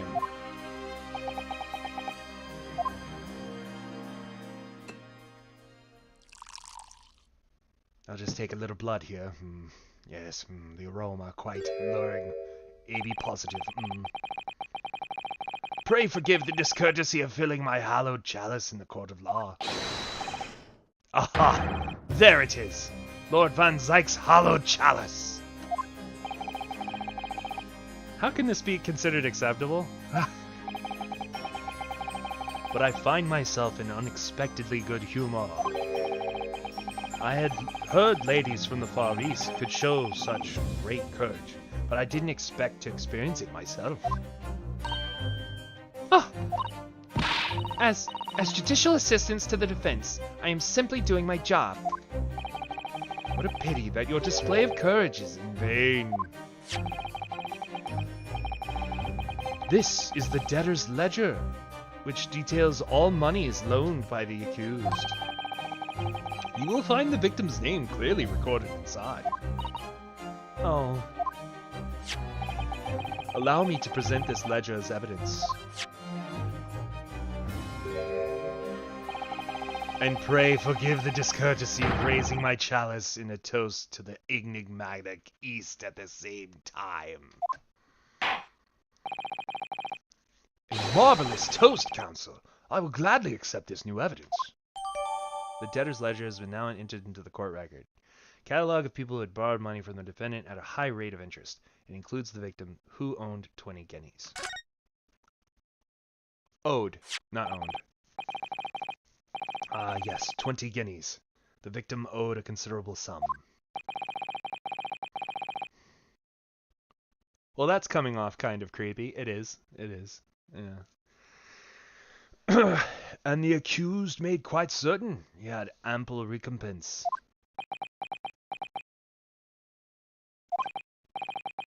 Well, it would seem I've had the wool pulled over my eyes. Regrettably, madam, that is the modus operandi of the accused. And it's such a pretty little park, too. What a scoundrel. Uh-oh. Still, maybe it's all for the best. Wait a minute. Let's think about this little... I don't stand for nonsense.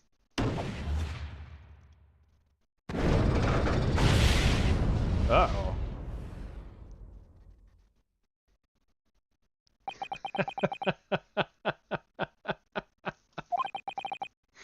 That was it, the last juror's decision.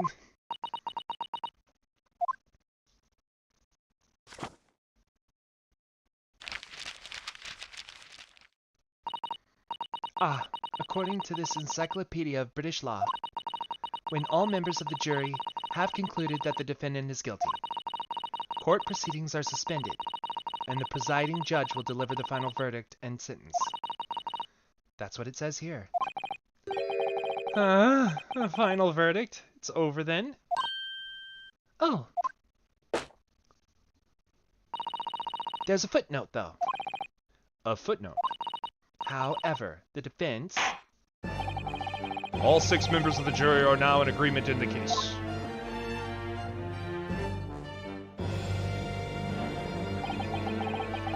I don't think so. I think this is way too theatrical for this to be the end. Like, proper. I don't think I lost. Allow me to convey my respect for your swift and righteous decision. According to the laws of this country, I will now conclude the trial by delivering my final verdict. I trust there are no objections.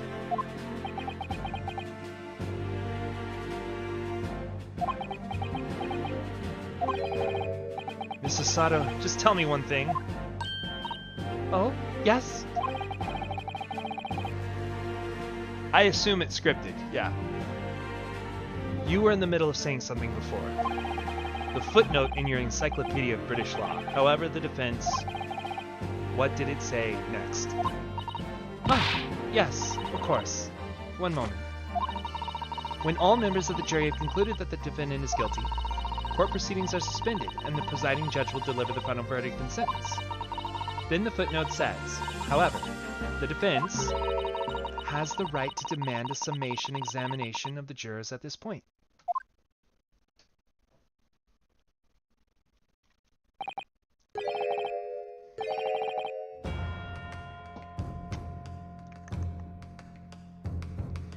Well, I know she's long-haired and completely black. She's kind of mid... No, I wouldn't say long, I guess. Hi, sweetie. I would call her like an American I don't remember what kind of breed she is. Maybe J9 Levon has the answer to that. A summation examination? Objection! A summation examination? From which century has that tome you have there been resurrected? Doom was a stray, but we think she got some Maine Coon in her, but not the majority. Yeah, okay, that's what I thought. Hey, what's going on, Shyla Fox? Silea. Damn it. I'll just call you Fox. How are you? Welcome. We are in dire straits yet again in the courtroom of law. British Empire, you know. All six jurors have decided that this man is guilty. All six. And now we get to, I guess, do a summation examination of the jurors?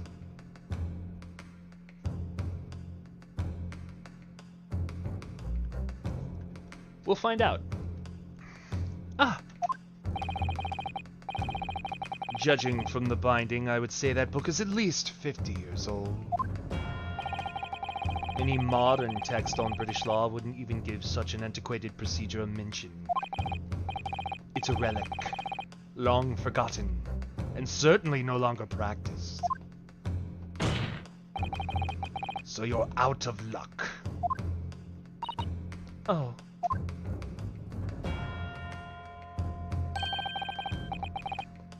She is a little dust bunny. That's what I would call her too. What even is it, Miss Sasato? This so-called summation examination. Oh, one moment and I'll read about it. You would demand the right to a procedure before you even understand what it entails. Typical Nipponese. Alright, Mr. Naruhodo, I think I understand. It seems that under this procedure, we would be able to appeal to the members of the jury. To do what exactly? Appeal them to change their leaning and reverse their decisions. And it says here that, if successful, the proceedings of the trial must be resumed. Make them reverse their decisions. Yes, in times gone by, barristers would use a summation examination to attempt to influence the jury's decision. But that procedure became something of a formality with no practical benefit, really. So it rather fell out of use. I wonder why. Because it was devoid of purpose. Changing just one member of the jury's mind would be hard enough, let alone several. No self-respecting defense barrister would even assert his right to try in this day and age. Still, I don't see any mention of the procedure actually being formally revoked. What are you suggesting? I'm suggesting that although it may be antiquated and largely forgotten, it isn't yet extinct.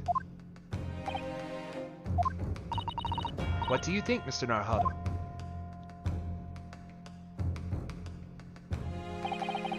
A summation examination, our last possible option.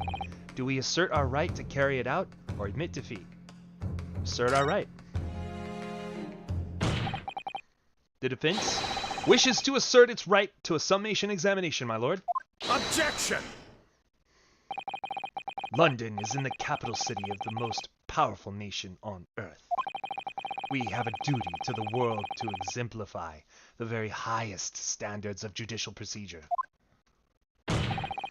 Summation examinations are an embarrassment that should remain buried. Objection! But if it's our right, it's our right. I believe it could prove vital in this trial. The defense's petition is perfectly valid. The court will proceed with a summation examination.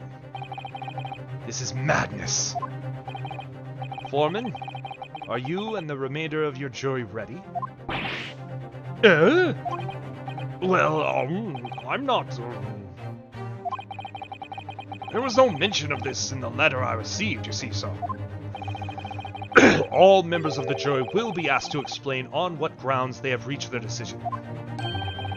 On what grounds? You must all justify your decisions and explain why you believe the defendant to be guilty. Well, my lord, you're rather putting us on the spot. This is most irregular. No mention was made of this before. I don't really hold with all this justifying lark. She has no problem with it. That seems to have thrown the jurors off.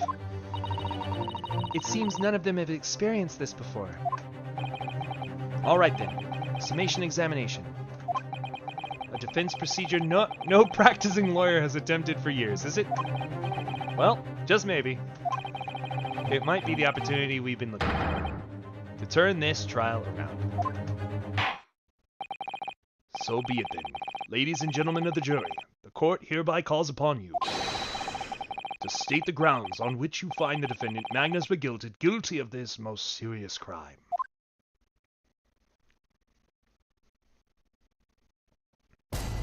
Judicial findings. The jurors' contingents.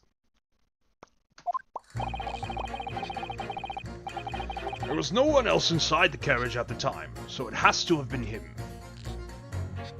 Okay. I trust the driver. He has an excellent memory, it seems. 4 passengers with fares totaling 20 pence. He's stuck with the chap next to him just like this. Brazen, I must say. Absolutely brazen. I have simply typed and collated all the statements made thus far and drawn the logical conclusion. You can trust the guild. Fair faces is our motto. We haven't raised prices above 4 pence for years. The scoundrel! Stabbing that poor man on the floor! Beggars belief! I think I can use that last one there and the picture to say he didn't fall on the floor. The picture shows him in the seat, still dead. I'm starting to wish I hadn't pushed for this now. Some of the jurors don't seem to have wonderfully formed arguments, though, do they? Well, let's see what we can do. We need to get these 6 people to change their minds. I'll have to throw everything I can at them and use some very persuasive language. Just a moment, Mr. Naruhodo. According to my book, that's not quite how it works. Oh? I thought I was going to have to thaw their icy minds with some heartwarming rhetoric about the defendant. Unfortunately, once the jurors have decided the defendant is guilty, they're unlikely to heed anything the defense says. But then, they've reached their conclusions by their own reasoning, you see. Your pleas will sound like excuses. In fact, it could recoil on you. The more you try to persuade them, the more entrenched they may become. What on earth am I supposed to do? Oh dear, I'm just citing what I've read about British law, Mr. Naruhodo. Right, I'm sorry. Do you have any idea how to make this work then? Well, from what I can understand, the key to this procedure is using the jurors' own words to make your arguments. What do you mean? Well, the 6 members of the jury are randomly selected members of the public. They may appear to present a united front, but the truth is, they are complete strangers who happen to find themselves here in the courtroom together. And that's the way to break them down, you mean? Yes, exactly. We must listen very carefully to what each member of the jury says, and see if we can identify any contradictory statements. Here we go. I knew they were going to formally introduce the idea of contradicting statements versus the evidence. So this is the formality in that. They hold your hand in these games quite a lot, which is why I wasn't worried.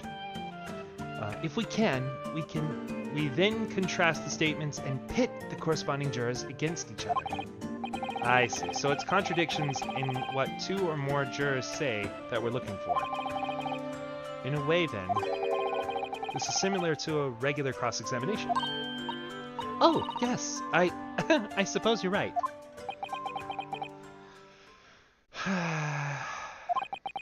Find contradictions in their statements, and pit the jurors against one another to break them down. Alright, I might be able to pull this off.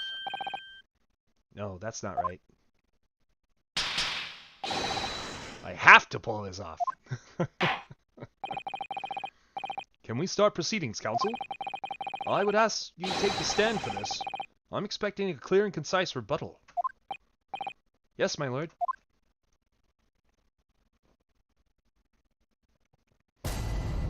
Jury examination! The defense's rebuttal. There was no one else inside the carriage at the time, so it has to have been him.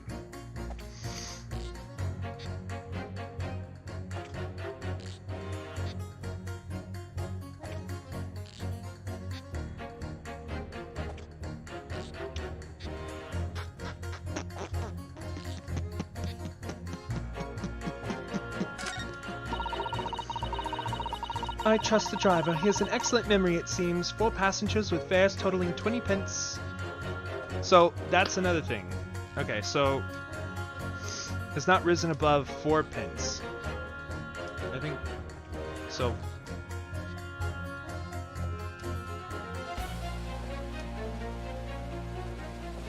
Four times 4?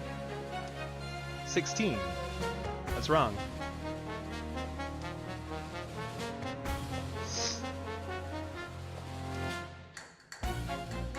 Someone made Five Nights at Freddy's in Geometry Dash. It even plays like an actual FNAF game. That is awesome. That is awesome. How do we pit? Pit. Holy crap.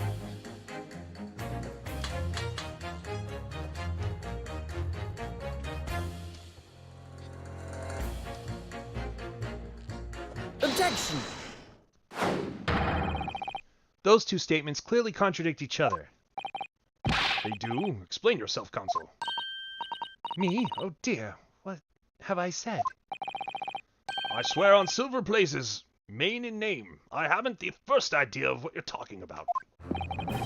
According to the group testimony we've heard so far, there were 4 passengers on the omnibus on the night in question. And according to the coachman, Mr. Beppo, he took 20 pence in fares.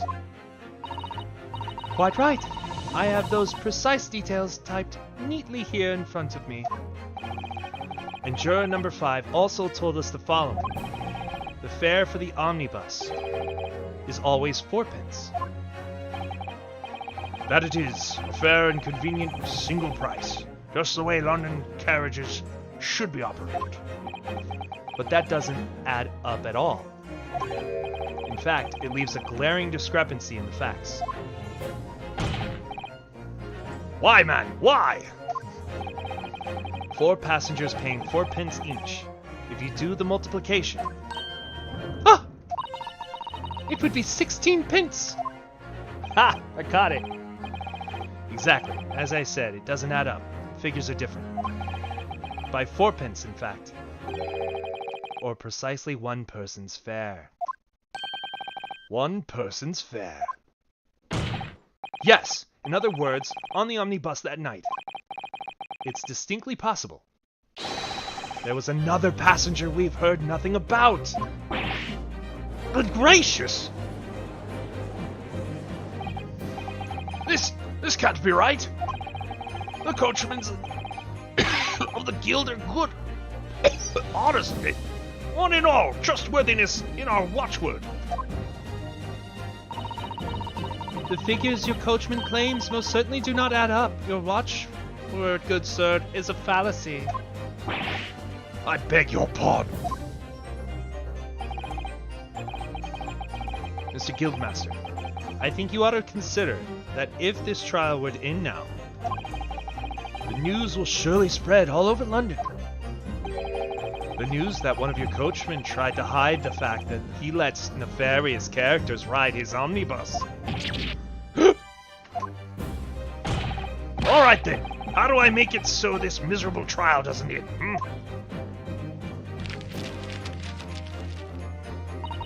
Well, according to my book here, you simply launch a ball of fire into the innocent side of the set of scales. Now hold your horses there, coachman. We were all in agreement. Why do you have to go and wait till I get my hands on you, Beppo? Yeah! Woo! Oh, this is very irritating. Begging your pardon, sir. I'm going to do the same.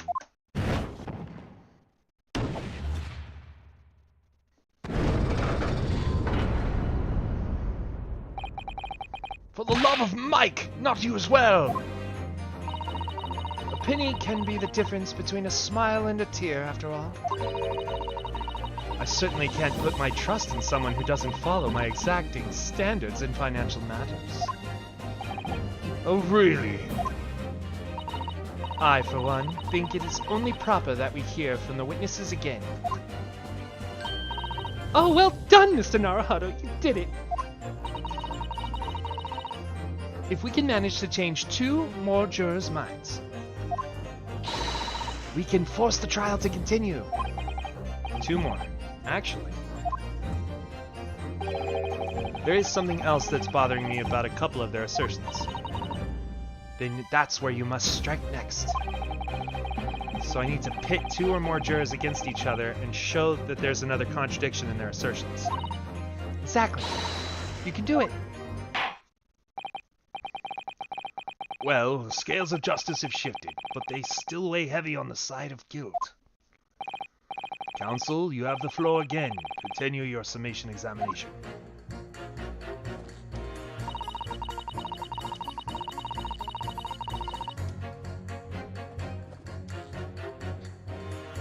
I'm changing my leaning to innocent. I should like to hear what the slipshod bookkeeper has to say for himself. He stuck the chap next to him like this. Brazen, I must say. Absolutely brazen. Okay, so I know what to do. Pit. Pit. Objection! Those 2 statements are completely contradictory. What? Explain, counsel, post-haste. How does she know what he is thinking? You're right. Oh, dearie me, I was only knitting a jumper for my other half. What's all this claptrap? What does contradictory even mean, I ask you? We've heard from more than one witness that they allegedly saw the actual moment when the defendant stabbed the victim. Now, out of curiosity, juror number 3. What? Can't you see I'm busy here? Plotting murder? How would you say the defendant stabbed the victim? What sort of motion was it? Want to test me, do you? It was like this! Stuck the fellow next to him without even getting up. Just like the prim banker said. Yes, that is what Mr. Fairplay's testimony. That was, yes, quite true. Now then, juror number 6. Oh, is that me, is it? What can I do for you, young man? Would you say the defendant... Oh, excuse me. How would you say the defendant stabbed the victim, madam? Oh, well, dear, as far as I understand it, it was like this. He stabbed the poor man after he'd collapsed on the floor. The coachman said so. Now don't move. Take a look at these 2 jurors. He stuck the fellow next to him without even getting up. And he stabbed the poor man after he'd collapsed on the floor.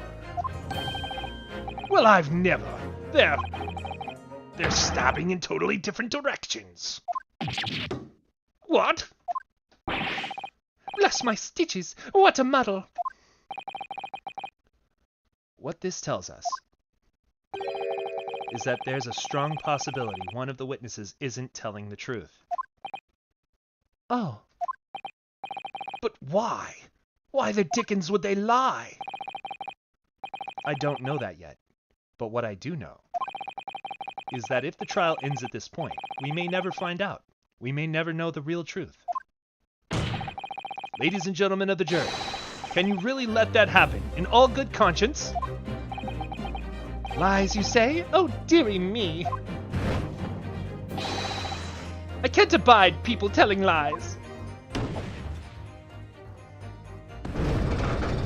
Ha-ha! The scales! I don't believe it.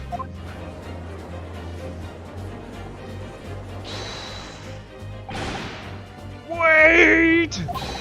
Now hear this, my fellow jurors. I warn you, you cannot listen to this man.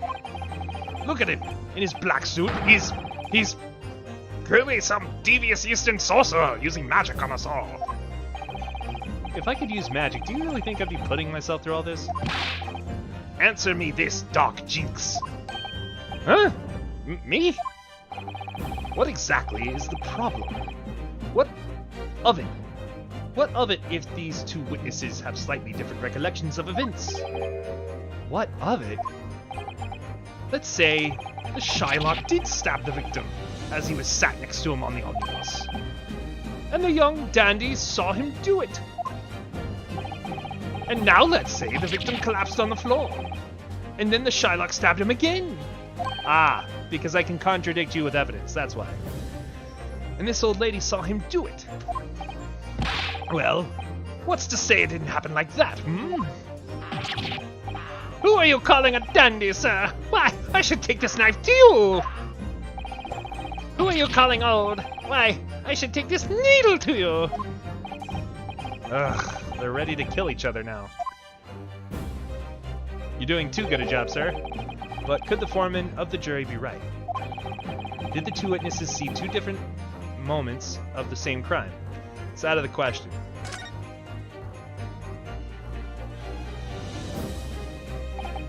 Unfortunately, Mr. Foreman. What is it now, you Dark Jinx? Come on, out with it! What you're suggesting is impossible. It's out of the question. What? What are you talking about, man? How can you possibly say that? You do realize that I'm only doing my job. As foreman of a jury, I have a responsibility to steer everyone in the right direction. So where's your evidence, man?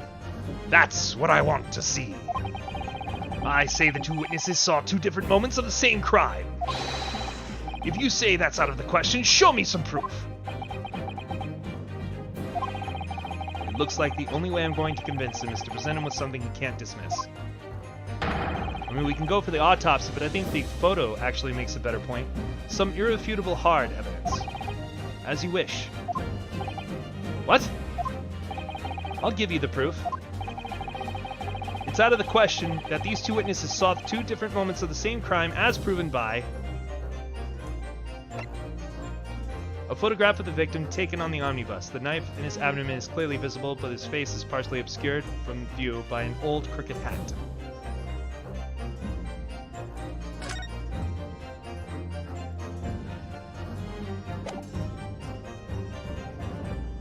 Present. Take that! This clear piece of evidence. Well, Mr. Foreman.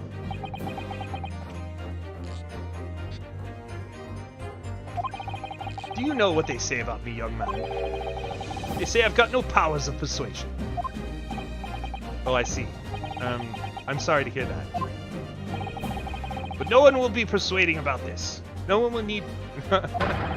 You're even worse than me.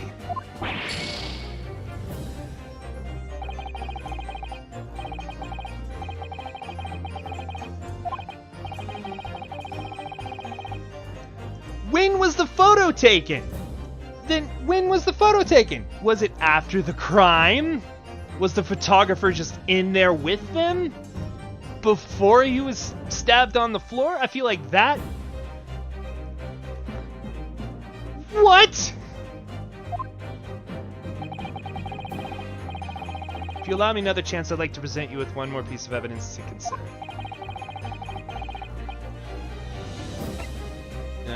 Where is it? There it is. Single stab wound. There it is. I can't believe I gotta actually do that. That's stupid. Take that! This is the victim's autopsy report. According to what's written here, Mr. Mason was stabbed in the abdomen. Only once. Only once? It's quite simple. The victim was stabbed precisely one time. Which means these witnesses can't possibly have seen it happen 2 different times.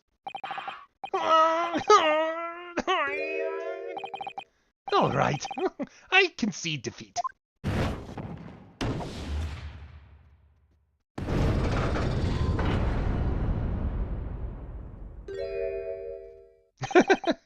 Wait, that means 4 jurors are now leaning to not guilty. We've done it, Mr. Naruhodo. We've won! What are you playing at, you dandy fool? Shut your trap, sir. No one deceives me. But we've had a consensus. I said shut your trap. I know a liar when I see one. And if the chap ever dares to cross the threshold of my shop, I'll take this razor-sharp blade and shave every last hair off his head. Please tell me he's a barber. Well, quite a remarkable turn of events. The defense's summation examination has flipped the balance of the scales of justice. The jurors now stand at 2 for guilty and 4 for not guilty. Accordingly, there is no longer a large enough majority among the jury for me to adjudicate, and the trial must continue.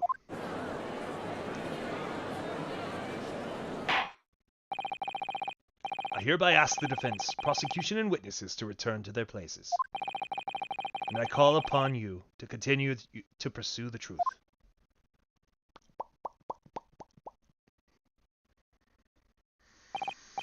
So, Lord Van Zykes, continue to substantiate the case for the prosecution, if you please.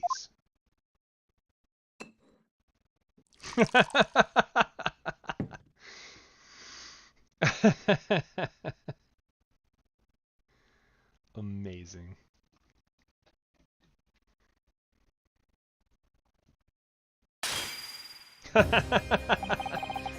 Having savored the rich aroma of the carmine contents of this hallowed chalice, it may seem crass to crush it to dust. Pray forgive the discourtesy.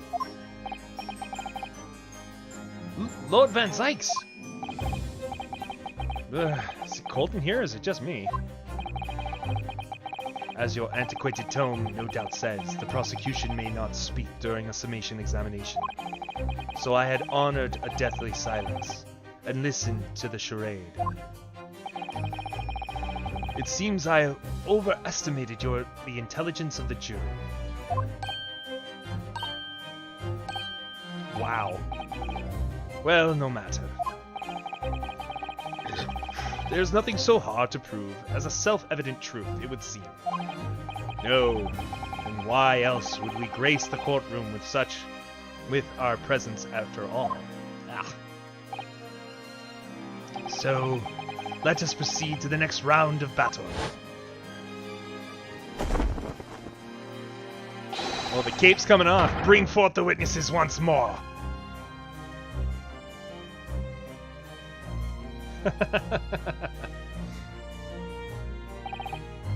Witnesses! I trust you heard the summation examination we have just had to endure. Oh, yes, sir. That I did, sir. Of course I heard it. Oh, yes, sir. I heard it. You, sir, on the inn. The coachman. I believe it's Beppo.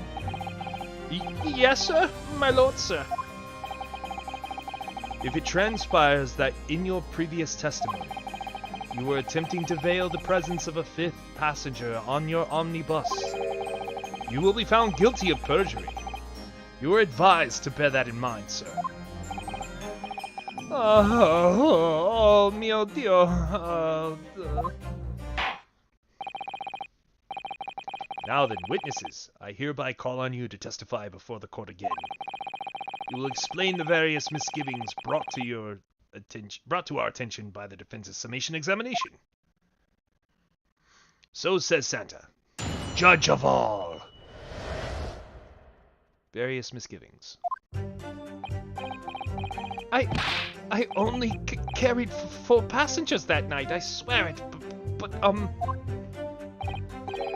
Well, I for one was told I had to pay 5 pence for the bus.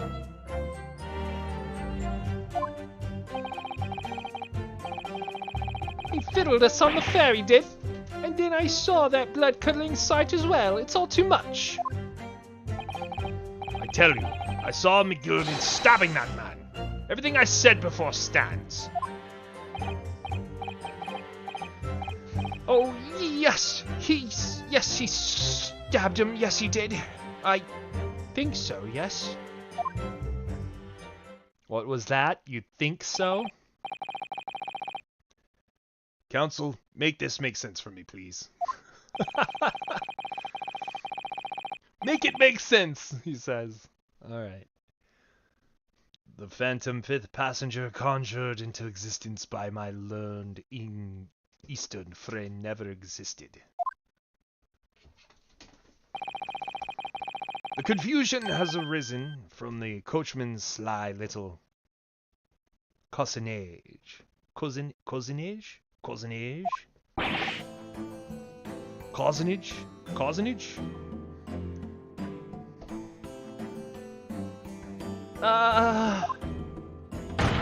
Beppo, explain yourself! I'm terribly sorry, Guildmaster. The guild's fare is 4 pence, across the board. You know that. Am I to understand that you've been overcharging our passengers by a penny a fare? It's a cold. Or the last run of the day is always half empty. You've been dishonest, coachman. I'm sorry. You're a disgrace, Beppo, a disgrace! And your selfless actions have brought dishonor on the entire guild. If I may, sir. I had to pay 10 pence on the bus just last week. What? 4 passengers. 4 passengers at 5 pence each is, yes, 20 pence. I've done the arithmetic 10 times already, but I just can't make the result come out differently. No, that figures. Well, it would appear that one of the aforementioned misgivings has already been explained. So, counsel for the defense, your cross-examination, if you please. We've already had the pleasure of a protracted summation examination today. I see you intend to continue the parlor games. Indeed. Absolutely. Yeah. Cross-examination. Various misgivings. I only carried 4 passengers that night. I swear it. But, Hold it! So, there were only 4 passengers on your carriage, but you didn't charge them the standard 4 pence fare. Is that right? It's impossible to make the last run of the day pay. I was so cold. It was all I could do to stop myself from passing out. I'm getting chilblains just listening to you.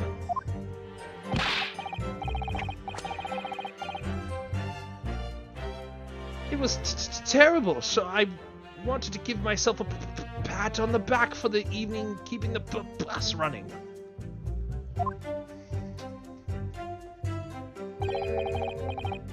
Doesn't a dedicated coachman deserve an extra penny per passenger?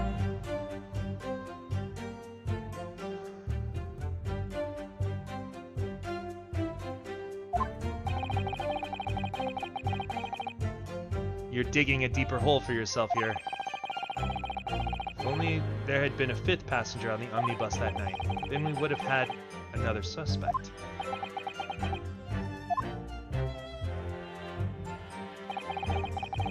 Well, I, for one, was told I had to pay 5 pence for the bus. Hold on.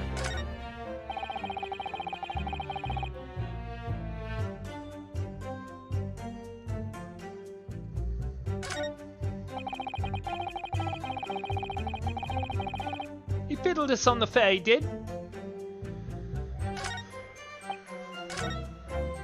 Oh, I see. Okay. And then I saw that blood-curdling sight as well. It's all too much. Hold it! This blood-curdling sight. You mean the murder, I presume? Yes, sir.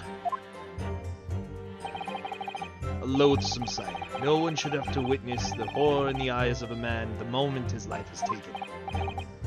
Oh, well, not exactly, sir.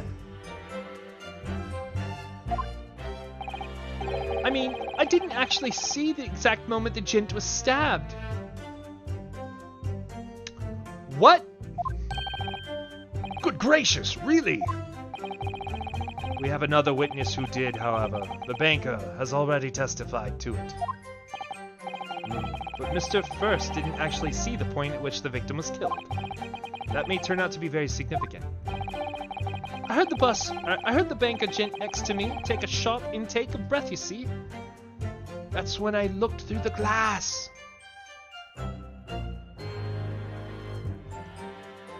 He's mad about that.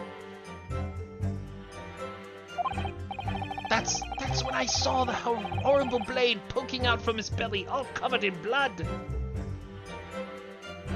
Okay. Every time I see a knife now, I can't help screaming, even when I'm eating.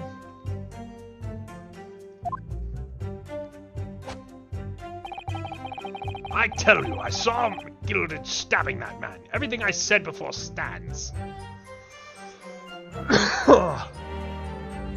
Hold it! So you saw the defendant, Mr. McGilded, stabbing the victim, Mr. Mason, who was sitting next to him. That's what I said, isn't it? You don't look convinced. It was bothering me before, this was. For just a brief moment, he hesitated before answering the question. Nah. Anyway, there was only 2 of them inside the carriage, wasn't there? Wasn't there? There's been much talk of a 5th passenger, but as of yet, 0 evidence. Then what are we wasting time for, eh? It's black and white. This man's guilty.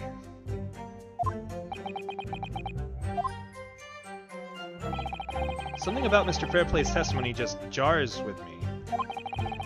I wish I could work out what it was.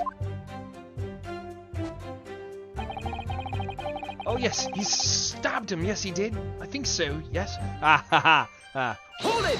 You don't look convinced at all. Earlier, you testified that you saw the moment when the defendant allegedly stabbed the victim, didn't you? Oh yes, yes, that's right. You said that the victim was on the floor, as described, the assailant holding the knife in an ice pick grip.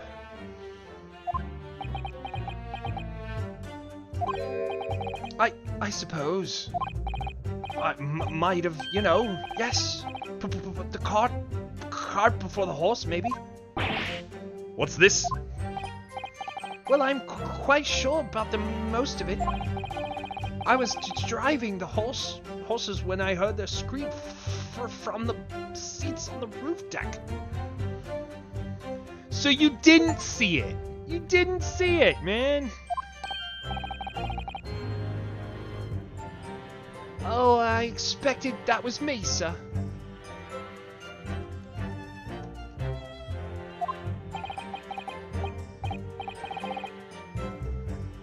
Then when I turned around, yes, I saw it through the skylight. The gentleman was on the floor, and the knife was sticking up out of his midriff. right, yes. And the fellow holding the handle was the famous man, yes. So in short, you didn't see the moment when the victim was actually stabbed at all. I really thought that I did, but when I go over it again in my head, no, I suppose I didn't actually see the person.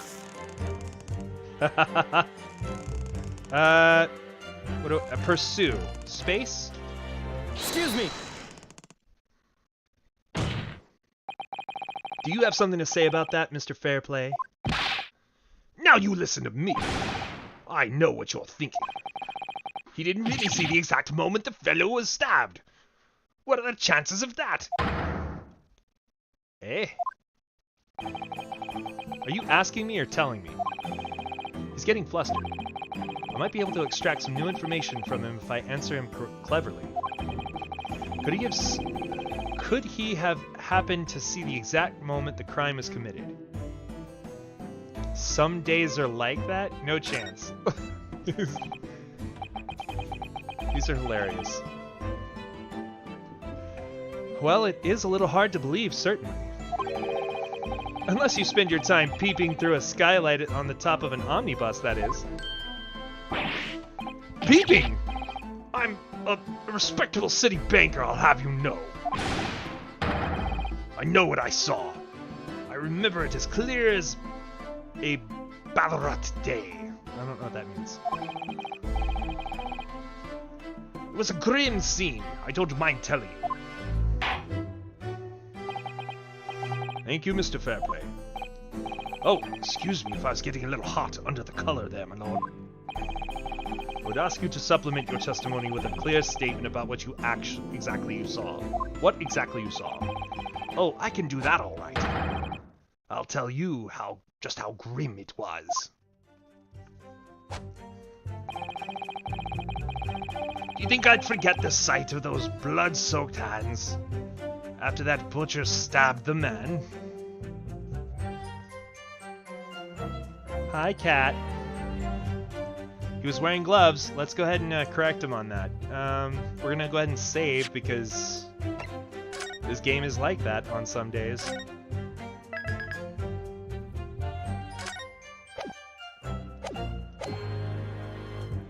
Okay. Objection! Blood-soaked. Hands? Well, I admit that soaked might be laying it on a little thick, but anyway, there was definitely blood all over them. Both of them were covered in it. Wrong. Well, I'm very sorry to disagree, Mr. Fairplay, but that's more than a little peculiar. What? Here are the gloves worn by the defendant, Mr. McGilded, on the night in question. Oh, yes, right. And there certainly does not appear to be a sizable dark-colored stain, and there certainly does appear to be a sizable dark-colored stain there. But, as I'm sure you can clearly see, it's only the right hand glove.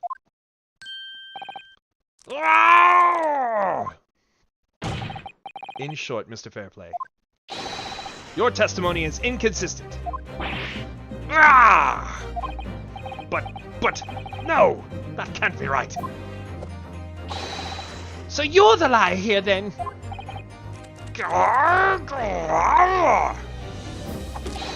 That's right. You were quite clear about it. You said it was both hands.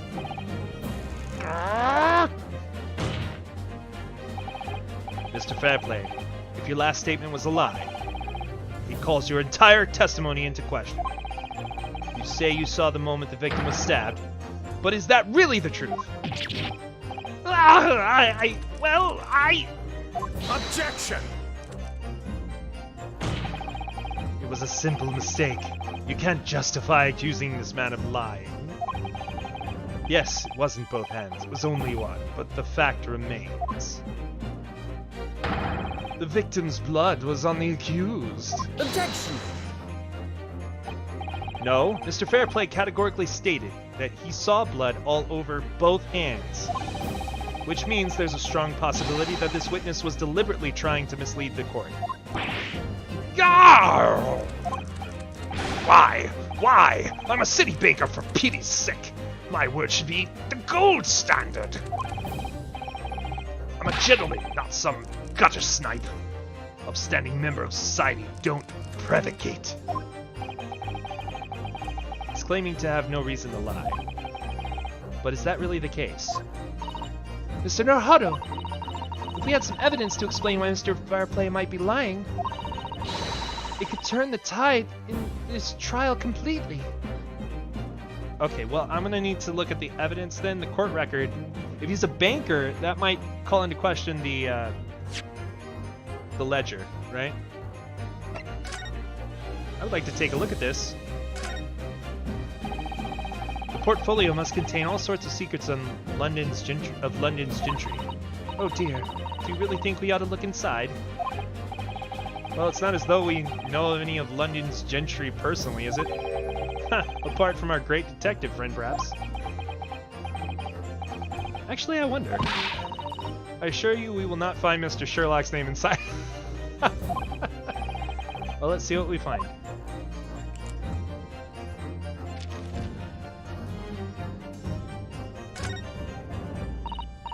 Gosh, it's crammed full of gentlemen's names, isn't it? Well, I suppose they're probably not all gentlemen at all, are they? After all, not everyone in this country is well off. Ah, goodness! What is it? Look at this. Do you see the name here? Bruce Fairplay. Ah, got him! Look at that! Ah.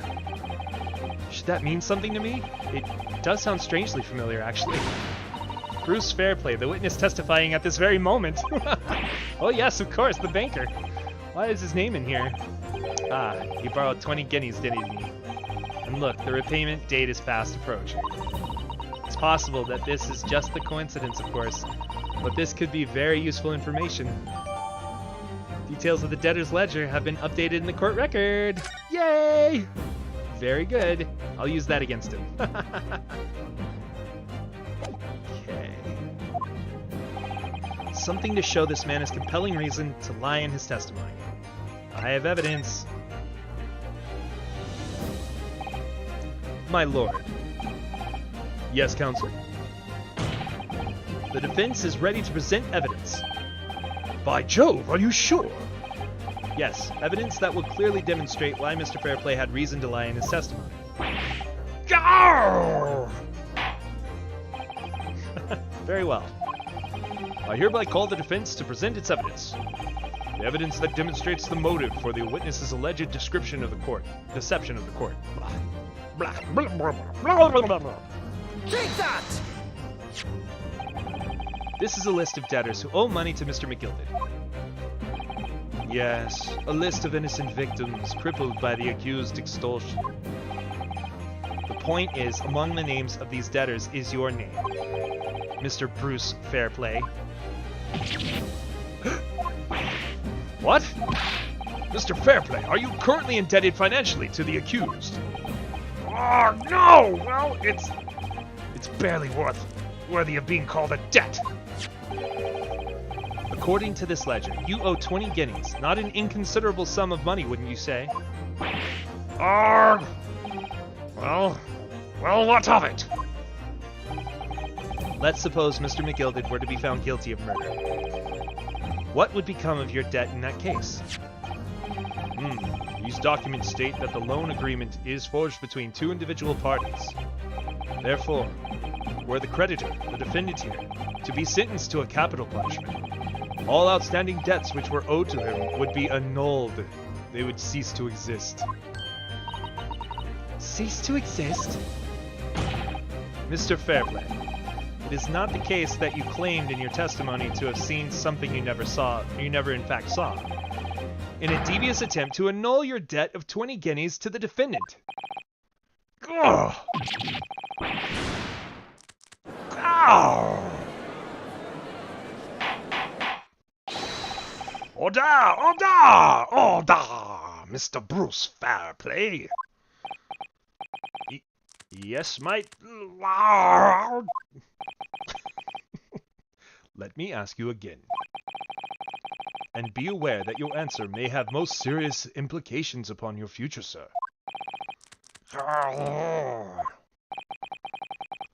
Did you or did you not see the precise moment in time at which the defendant is alleged to have thrust a knife into the victim?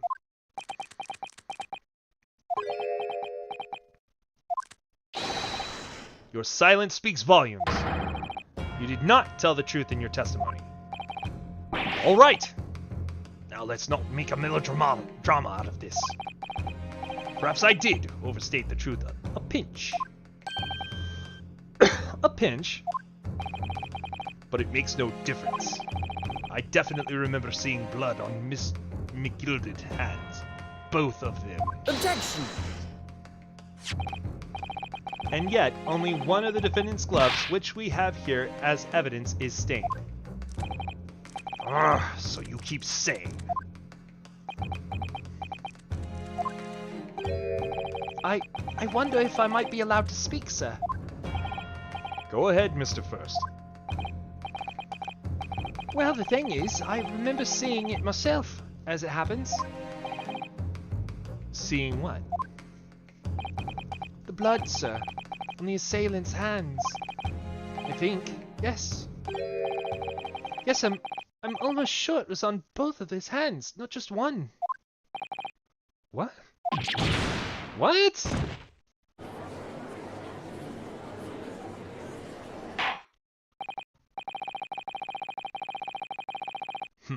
It would appear that we're going to need further testimony from all you witnesses. This time, I'd like to know precisely what you did and what you did not see. Do I make myself perfectly clear? Yars! Mr. Naruhodo, this is good news. The course of the trial seems to have shifted slightly at last. Yeah. I might finally have a chance to turn things around here. Witnesses testimony. What the witnesses really saw. There was blood on both hands of the assailant. I sincerely and distinctly remember that. However, I suppose you might say that I didn't see the exact moment the stabbing transpired, if that matters. I remember seeing the knife, and I remember seeing both of the attacker's hands with blood on them. I didn't actually see anything myself, no. Not until I heard the scream. Anyway, the fact remains, there couldn't have been anyone else inside that carriage, or we would all have all seen. We all would have seen. There you go. Blah.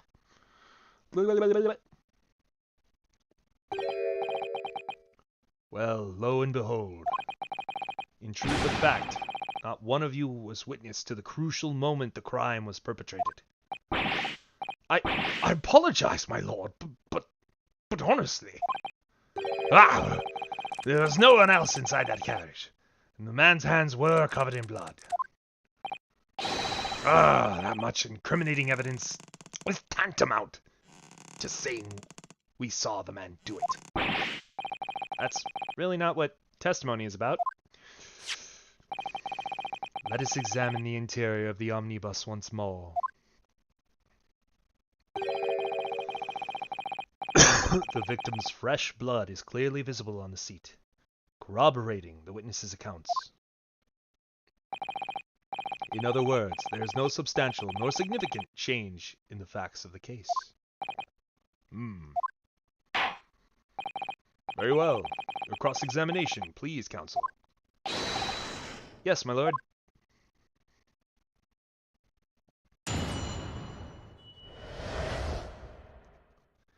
Alright. So, it's been a doozy of a time. I've gone for about as long as I can go. My voice is starting to give out. So we will pick this up next time with what the witnesses really saw. Okay? And for everybody watching out there, please, if you've made it this far, hit the like button. Show me that you want more, and we'll continue it from there. Hopefully soon. I'm trying to get back into streaming more and more, and this is a fascinating case. I can't wait. But we'll have to, as will you. Remember, you can always subscribe to the channel. If you'd like to give money to me, you can always do so at patreon.com/Tophinator, Tophinator. And, gee, I'll see you in the next one. We'll try to uncover Mr. Fairplay's testimony, and I think something shady's going on with Mr. First, the dismal-looking hat boy over there who can't keep his hat on. So I'll see you then. All right, bye. See you later. Go away. Get out of my house. All right, bye.